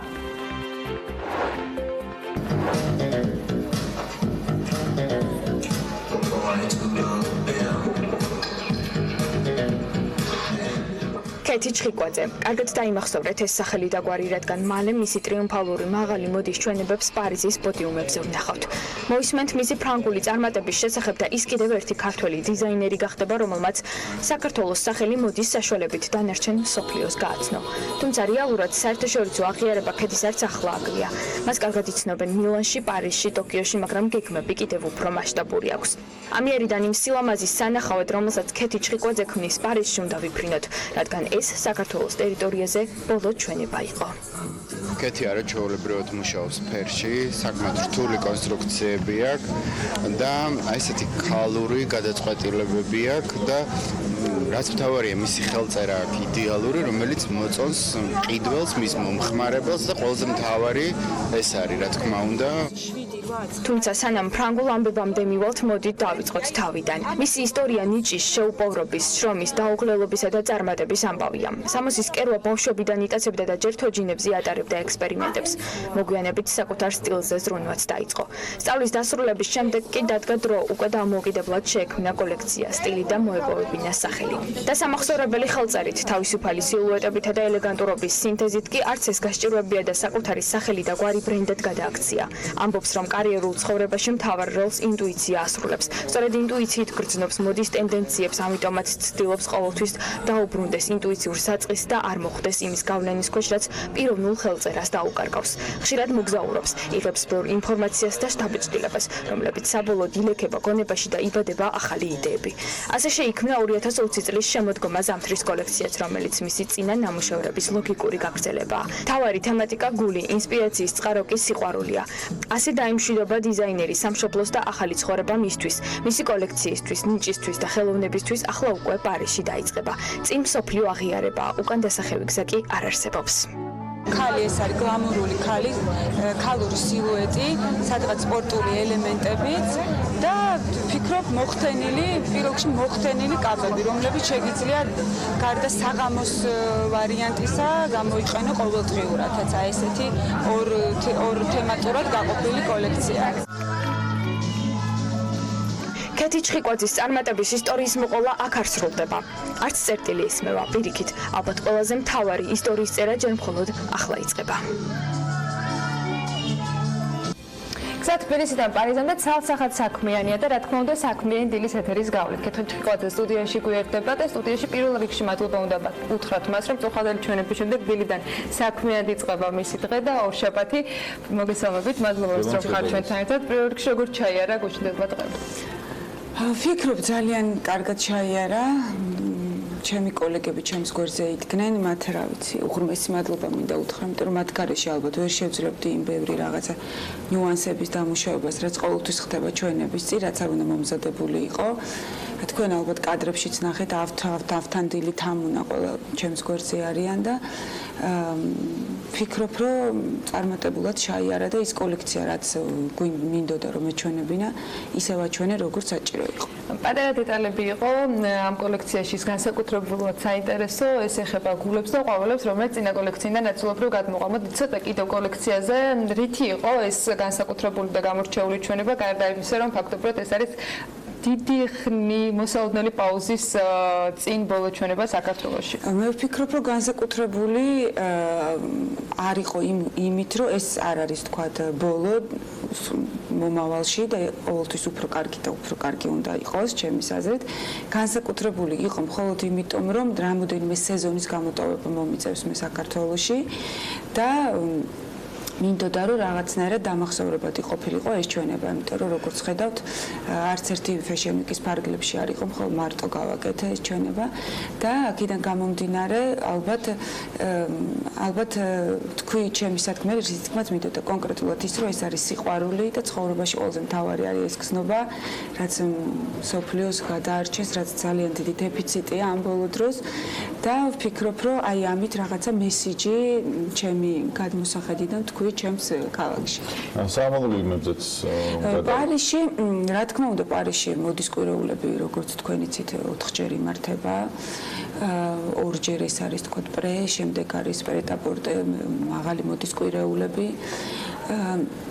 შესაბამისად უნდა ჩავერთო აი ამ განრიგში ორი ჩვენება თქვენი ჩართვა პარიზულ ცხოვრებაში მოდის ნაწილში უკვე და როგორ მიდიხართ? ანუ იცით რა თქვენ თუ იცით ორი ბოლო ჩვენება მე მქონდა პარიზში. ბოლო ორი ჩვენება, ეს არის ბოლო სეზონები ორჯერ. შესაბამისად ეს თავისთავად მე უნდა გაგრძელდეს. უბრალოდ იქიდან გამომდინარე რომ იქ ვიცხოვრე, ფიზიკურად შეუძლებელი იქნება რომ აქეთ-იქით დამოუკიდებლად აპირებთ სრულად თქვენი დიზაინერული თქვათ საქმიანობის გაგრძელებას თუ შესაძლო არის რომ ითანამშრომლოთ რომელიმე მოდის სახლთან და რა ფორმით იცით რა ეს ჯერ ძალიან ისეთი წარმოუდგენელი, იმიტომ რომ მე ჩემი ბრენდის ჩემ ბრენდზე ვაპირებ მუშაობას პარიზში და ეს ჩვენება ჩემი ბრენდის სახელით იყო. არ ვიცი თუ ისეთი რამე მოხდება რომ რომელიმე მოდის სახლი რაღაცას შემომთავაზებს, რა თქმა უნდა გააჩნია რომელი მოდის სახლი ეს ფანტასტიკური იქნება, არ ვიცი, ეს ალბათ ფანტაზიის ერთ-ერთი ნაყოფია, მაგრამ ვფიქრობ, რომ ყველაფერი ხდება ცხოვრებაში, მაგრამ ყოველ შემთხვევაში ამჯერად აქცენტირებული იქნება მხოლოდ ჩემი ბრენდის წარმოდგენაზე პარიზში, სისტემატიურად მოდის კვირეულებზე. ორჯერ იყო მაღალი მოდის კვირეულის ფარგლებში, ეხლა უფრო მაქვს იმედი, რომ გადავალ ალბათ პრეტაპორტეს პერიოდში, უფრო მეტი დრო მექნება, იმიტომ რომ ამ დროს ყოველთვის არის შეურუმები მოგიხსენებათ ეს სხვა სისტემა, სადაც ბაერებთან არის კონკრეტული შეხვედრები და ეს ორივე ერთად ყოველთვის რთულია, მაგრამ რადგან იქ ვიცხოვრებ, მოვახერხებ და შოურუმთან ერთად იქნება ასევე ჩვენება. ფიქრობთ რომ მოგიწევთ გადაწყობა იმ გარემოდან გამომდინარე, სადაც ახლა გეგმოთ უფრო მეტი ჩვენების გაკეთება, სადაც ანუ ევროპული პარიზული თქვათ მოხმარებლებისათვის დაგჭირდება თუ არა რაღაცა ფორმით რომ თქვენს კოლექციებში გაითვალისწინოთ იქაური მოთხოვნები თუ ამ შემთხვევაში ეს კოლექციები აბსოლუტურად სტანდარტულია. ყველა დიზაინერი ქართველი ვინც მუშაობთ კოლექციებზე, ეს კოლექციები იწყება მილანი, პარიზი, ნიუ-იორკშიც დავდივართ, ტოკიო. ეს არის აბსოლუტური სტანდარტული და ყველასთვის ერთნაირია. უბრალოდ თავისთავად პარიზში სხვა სისტემაა მუშაობის. მე მყავს მეგობრები და ჩემი PR აგენტები, ასევე ვინც ჩემი კოლექციების ინსპირაციას კონკრეტულად დადგმას რაც შეეხება ამით არიან დაკავებულები, ანუ დაირექტორ მენეჯერები, რომლებიც ანუ რაღაცა სტრატეგიას შევიმუშავებთ, იმიტომ რომ ეს მარტივი არ არის. თბილისია, პარიზის სხვა არის, ქეთი ჩხიკვაძესაც ვერ იძახიან, სხვა თუ არაფერი გვარს. ხო და აქედან გამომდინარე, რომ დაგეგმილია სტრატეგია, როგორ უნდა განვითარდეს ამ ბრენდის დაფუძნება პარიზში და რა ეტაპებია გასავლელი ძალიან ისეთი გააზრებული და ცოტა სწორედ ამ გეგმებზე, ეტაპებზე და იმ მომავალზე, რომელსაც თქვენ ხედავთ პარიზში, როგორ წარმოგიდგენიათ და რას ხედავთ, რომ 1-2 ან 3 წლის შემდეგ ქეთი ჩხიკვაძე პარიზში უნდა შექმნას? იქიდან გამომდინარე, რაც ორმა ჩვენება მოიტანა, ანუ მე ვფიქრობ, აი შედეგები, რაც პარიზში იყო, ეს არის ძალიან ნორმალური. ანუ ის რესურსი, რაც დაიხარჯა, იმის შესაბამისი შედეგები მივიღე, ეს იყო თქვა გადაღებები პარიზში, სხვადასხვა კომპანიებთან რაღაცა კოლაბორაციები, ესეც ძალიან მნიშვნელოვანია. შემდეგ, როდესაც უფრო ფართოდ მოხდება ჩვენების და თვითონ კოლექციის რაოდენობის გაზრდას და უფრო გამორჩეული ჩვენებები გაკეთება, შესაბამისად უფრო მეტ ინტერესს და უფრო მეტ ყურადღებას მივიქცევ და მაღაზიაზეც არის თქვა ლაპარაკი რომ შეიძლება რაღაცა მაღაზიაც გაკეთდეს, სადაც უკვე მოხდება თქვა კლიენტებთან კომუნიკაცია, ურთიერთობა. კონკრეტულად გვაქვს ჩვენ პარიზში ლესვითი ესეთი მაღაზია ერთ-ერთი საუკეთესო, სადაც მუშაობთ, მაგრამ იქ უკვე კონკრეტულად კლიენტებს მე თვითონ მოვემსახურები. ეს უკვე ძალიან მნიშვნელოვანი მომენტი იქნება. თქვა ამ მაღაზიაში ჩამოდიან არაბეთის სხვადასხვა ქვეყნებიდან პრინცესები, სამეფო ოჯახის წევრები, მათთან კონკრეტულად მსახურების საშუალება მექნება. ანუ პირად შეკვეთებს ავიღებ, რაც ძალიან ფასდება, თქვა, ევროპაში თქვენც მოგეხსენებათ. ამით ვიზუალური ურთიერთობა რო იქნება, კომუნიკაცია კლიენტებთან უფრო დიდი, უფრო ხელსაყრელი იქნება ჩემი, თქვა, კარიერის ზრდისათვისაც თქვენც მოგეხსენებათ და ასევე ფრანგული და ფრანგულ სამყაროსთან და ფრანგული მოდის წარმომადგენლებთან, PR ჟურნალისტები, მათთანაც ხშირი შეხება მექნება, იქიდან გამომდინარე, რომ იქ ვიქნები და მყავს ისეთი თქვათ მეგობრები, რომლებიც ემზადებიან აი ამ სტრატეგიაში ვინც მეხმარებიან, მათთან პირადი კომუნიკაციები დაიწყება და როგორც თქვენ მოგეხსენებათ, ურთიერთობები და კომუნიკაციები და კონტაქტები არის ყველაზე მნიშვნელოვანი, რაც პარიზში გადაბარგება ფოტოშპეკა ნიშნავს თუ არა იმას, რომ თქვენ მხოლოდ პარიზის მოდის კვირაულებზე იქნებით აქცენტირებული, თუ ეს შესაძლებლობას მოგცემთ, რომ იგივე მილანის მოდის კვირაულისათვისაც მოამზადოთ თქვათ კოლექციები და სიტუაცია რას მოიტანს ზუსტად არ ვიცი, მაგრამ რეალურად უფრო რადგან პარიზში ვიქნები, ჯობია რომ ერთ ფეშენზე იყოს აქცენტირებული, იმიტომ რომ უკვე ყველგან სიარულს აზრი აღარ აქვს, მაგიტომაც ამ თქვა გადავწყვიტე რომ თბილისში აღარ ჩამოვიდე, იმიტომ კი რომ მე ჩემი ქალაქი პირიქით ყველაზე მეტად მინდა რომ აქ დაინახონ რას ვაკეთებ, უბრალოდ კონცენტრირება უნდა მოხდეს ერთ გადაწყვეტილებაზე, იმ სტრატეგიაზე, რასაც თავიდან დავიგეგმოთ, რომ არ მოხდეს სხვადასხვა დროის ხარჯვა, ანუ ძალიან დიდი დრო და რესურსი ჭირდება. შედეგი მივიღო ის, რასაც ვგეგმავთ. თქვენ ახსენეთ, რომ ავთანდელი გეხმარებოდათ ამ უნანგო რა იქ რა ხდება, ანუ აქ მოგეხმარათ და იქ პარიზში ასე ვთქვათ არიან თუ არა ადამიანები, ვინც ასე მოდაგიდგებიან. დამეხმარებიან ქართველი დიზაინერები. არა მგონია, მაგრამ ეს ჩემთვის ძალიან საამაყოა, ჩემი მეგობრები ჩემს გვერდზე არიან და ჩვენ ერთმანეთს 10 წელი ერთად მოვდივართ შეურუმებში პარიზში, 10 წელია შეურუმებში ვართ. ეს ძალიან დიდი სიძლიერეა, ძალიან ხშირად უკითხია, ძალიან ხშირად რომ კონკურენცია და პირიქით ეს არის გაზრდა ერთმანეთის мотиваცია, რაც უფრო ძლიერი მეგობარი, ანუ ძლიერი დიზაინერია შენს გვერდზე, უფრო მეტ სწავლობ, უფრო მეტი мотиваცია, უფრო გინდა რომ უფრო მეტი და უფრო კარგი გააკეთო და ვფიქრობ, რომ მე მარტო არ ვიქნები პარიზში ცოტა ხანში, ჩემი კოლეგები მე შემომიერთდებიან და ჩვენ სიტყვას ვიტყვით ამ ქალაქში აუცილებლად ძალიან მალე. გაცნობია რომ ასე იქნება და დიდი სიამოვნებით ყოველ ჯერზე მოვყვებით იმ წარმატების შესახებ, რომელსაც თქვენ თუ თქვენი კოლეგები ამ სფეროში მეაღწევთ, საქართველოში იქნება ეს თუ ნებისმიერ სხვა ქვეყანაში. მადლობა იმსაც რომ იყავით ჩვენთან ერთად, წარმატებას გისურვებთ და დიდი სიამოვნებით კიდევ ერთხელ ნებისმიერ სიახლეზე მოვყვებით საქმიან ეთერებში ქეთი ჩხიკვაძეს დიზაინერს მასპინძლობთ საქმიანი დილის ეთერში რამდენიმე წუთში დაგებრუნდებით.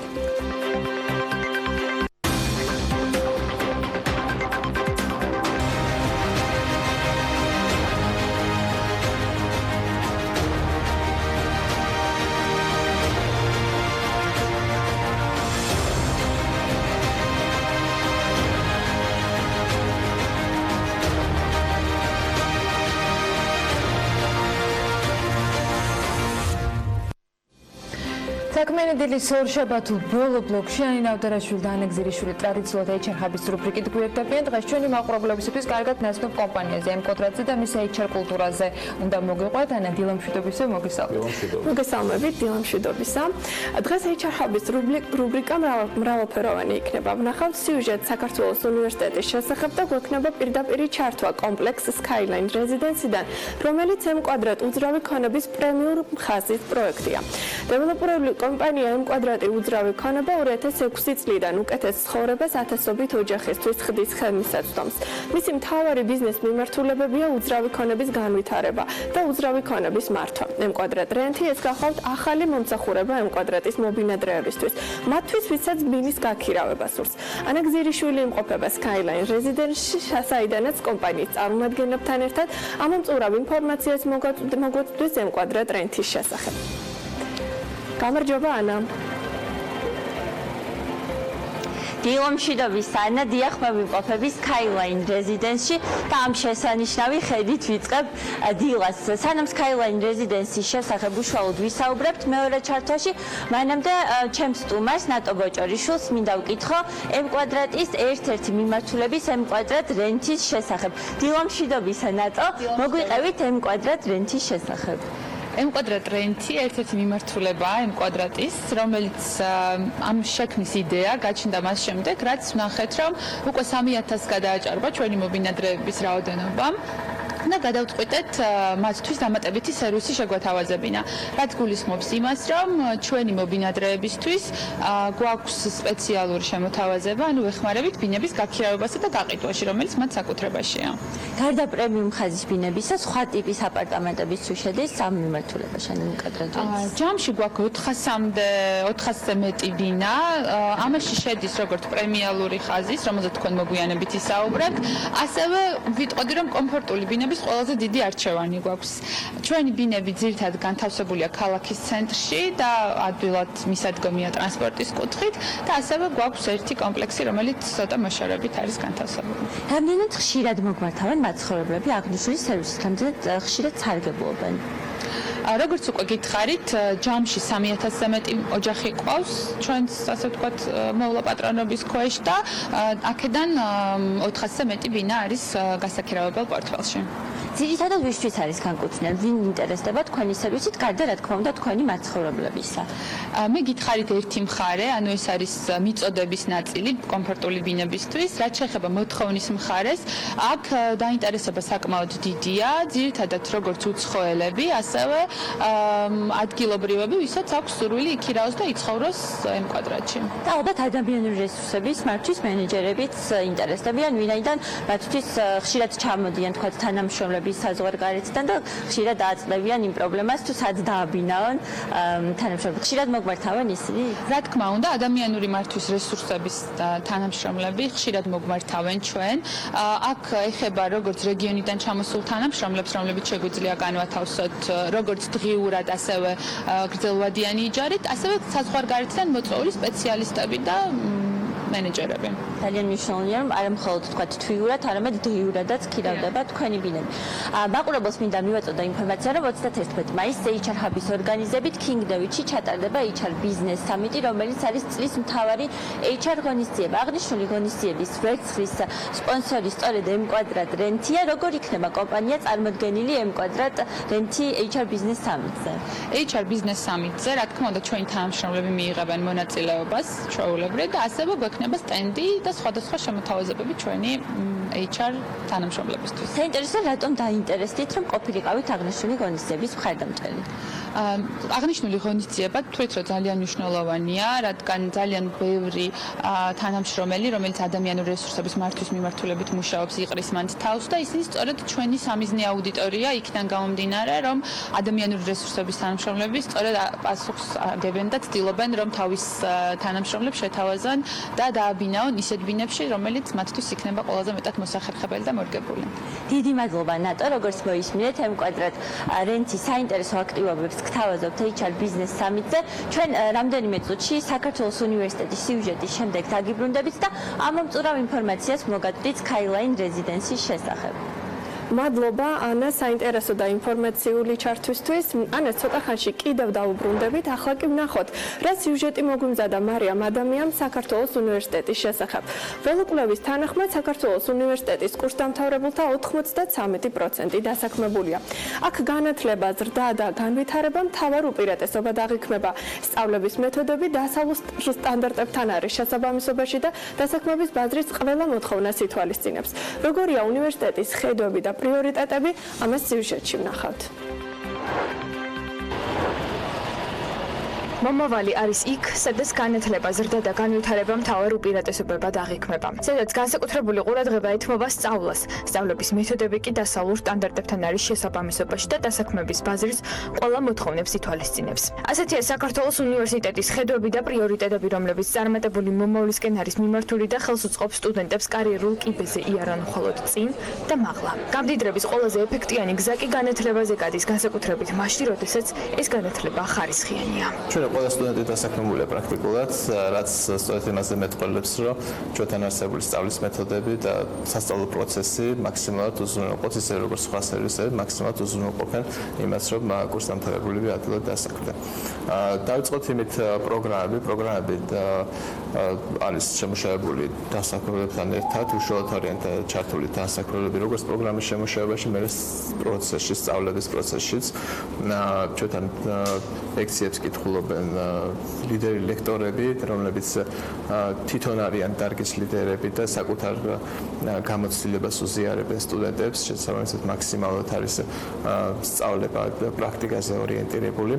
უნივერსიტეტში სხვადასხვა ფაკულტეტების პარალელურად ისწავლება ასევე ახალგაზრდა პროფესიებიც, მათ შორის ხელოვნური ინტელექტი, კიბერუსაფრთხოება, სტრატეგიული კომუნიკაციები და ბლოკჩეინ ტექნოლოგიები. უნდა აღინიშნოს ისიც, რომ საქართველოს უნივერსიტეტი არის პირველი, ვისაც ამ მიმართულებით სამაგისტრო პროგრამა აქვს შემუშავებული. სწავლა კი გარდა თეორიული ცოდნისა მოიცავს პრაქტიკული გამოცდილების გაზიარებასაც. სწორედ ამ ორი კომპონენტის სინთეზით საბოლოოდ უნივერსიტეტის სტუდენტებს პროფესიონალებად აყალიბებს, რომლებიც მოთხოვნადია როგორც ლოკალურ, ასევე საერთაშორისო ბაზარზე.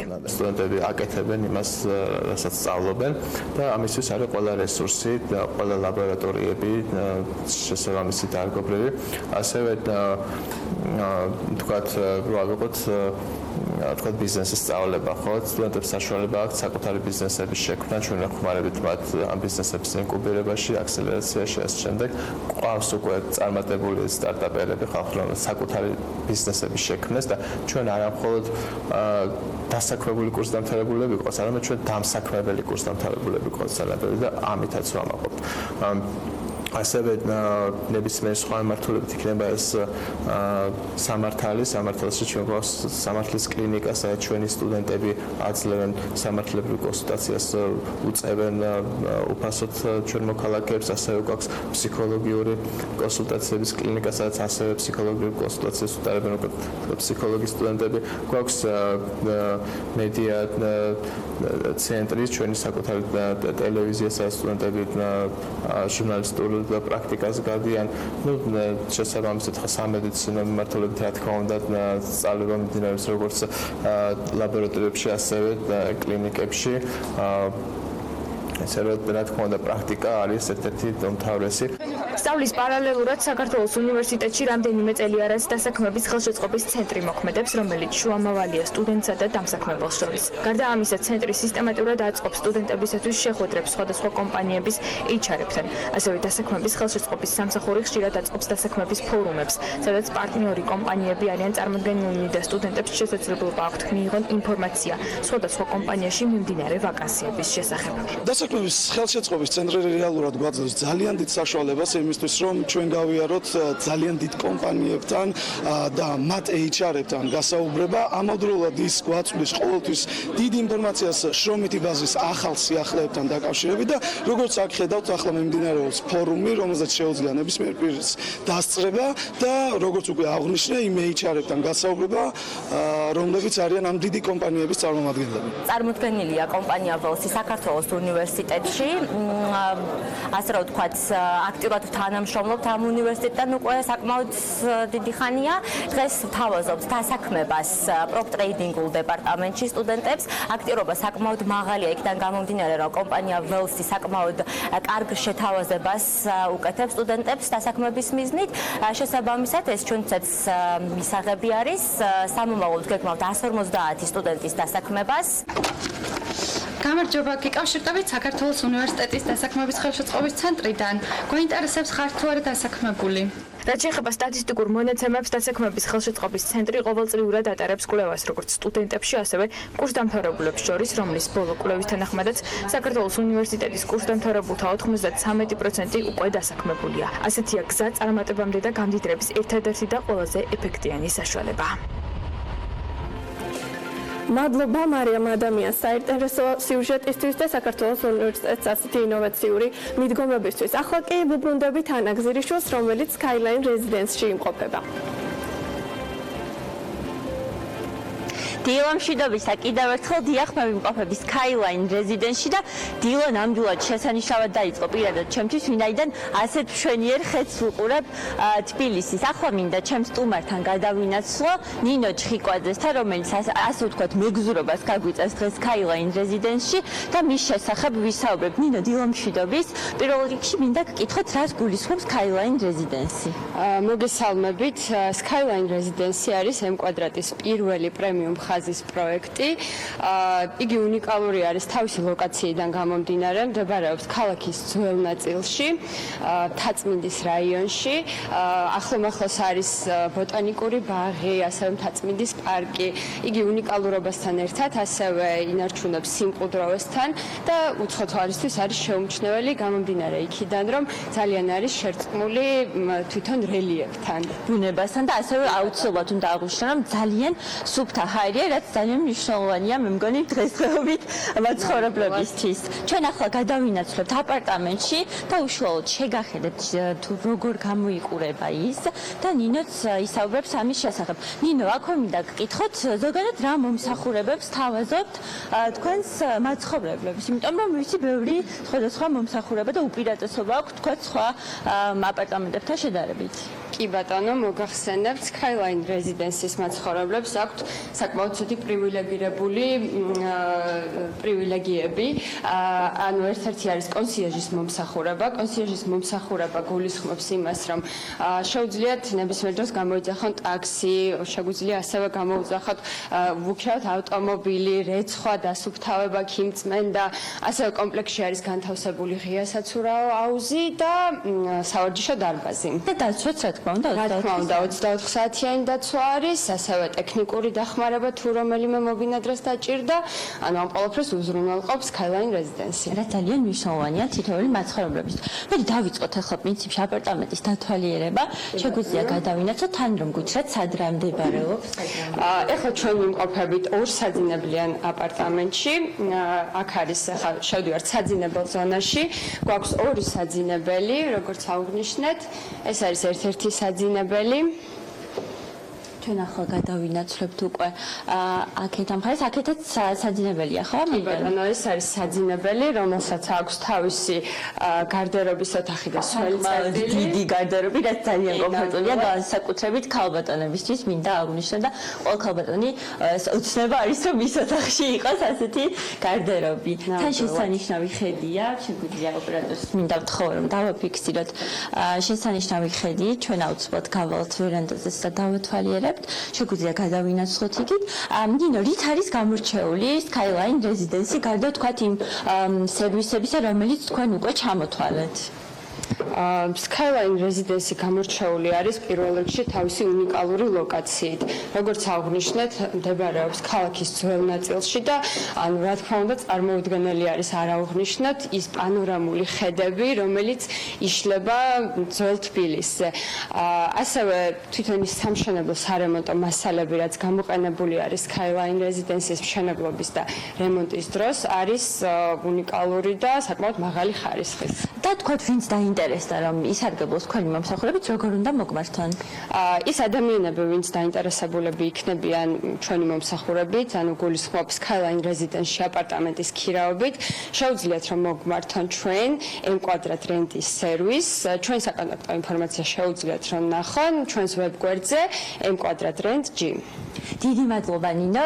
როგორც ნინო აღნიშნა, თუ დაინტერესდით ისარგებლოთ Skyline Residence-ის სერვისით და იქირავთ ამ შესანიშნავ აპარტამენტში ბინა, უნდა შეხვიდეთ M კვადრატ rent.g-ზე, სადაც ამომწურავ ინფორმაციას ნახავთ Skyline, არა მარტო Skyline Residence-ის შესახებ, არამედ იმ აპარტამენტების შესახებ, რომელიც M კვადრატ rent-ს აქვს გასაქირავებლად.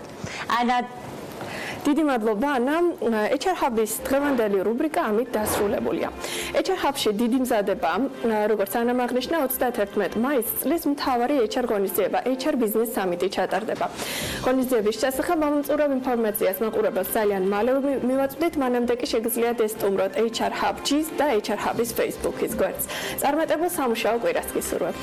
მადლობა ორ ანას საინტერესო რუბრიკისათვის ტრადიციულად ინფორმაციებისათვის, რომელსაც ისინი ტრადიციულად ყოველ ორ შაბათს გადაცემის ბოლო ბლოკში გვაწვდიან და ეს იმის ნიშანია, რომ ჩვენად დაგემშვიდობოთ ბედნიერ დღეს გისურვებთ.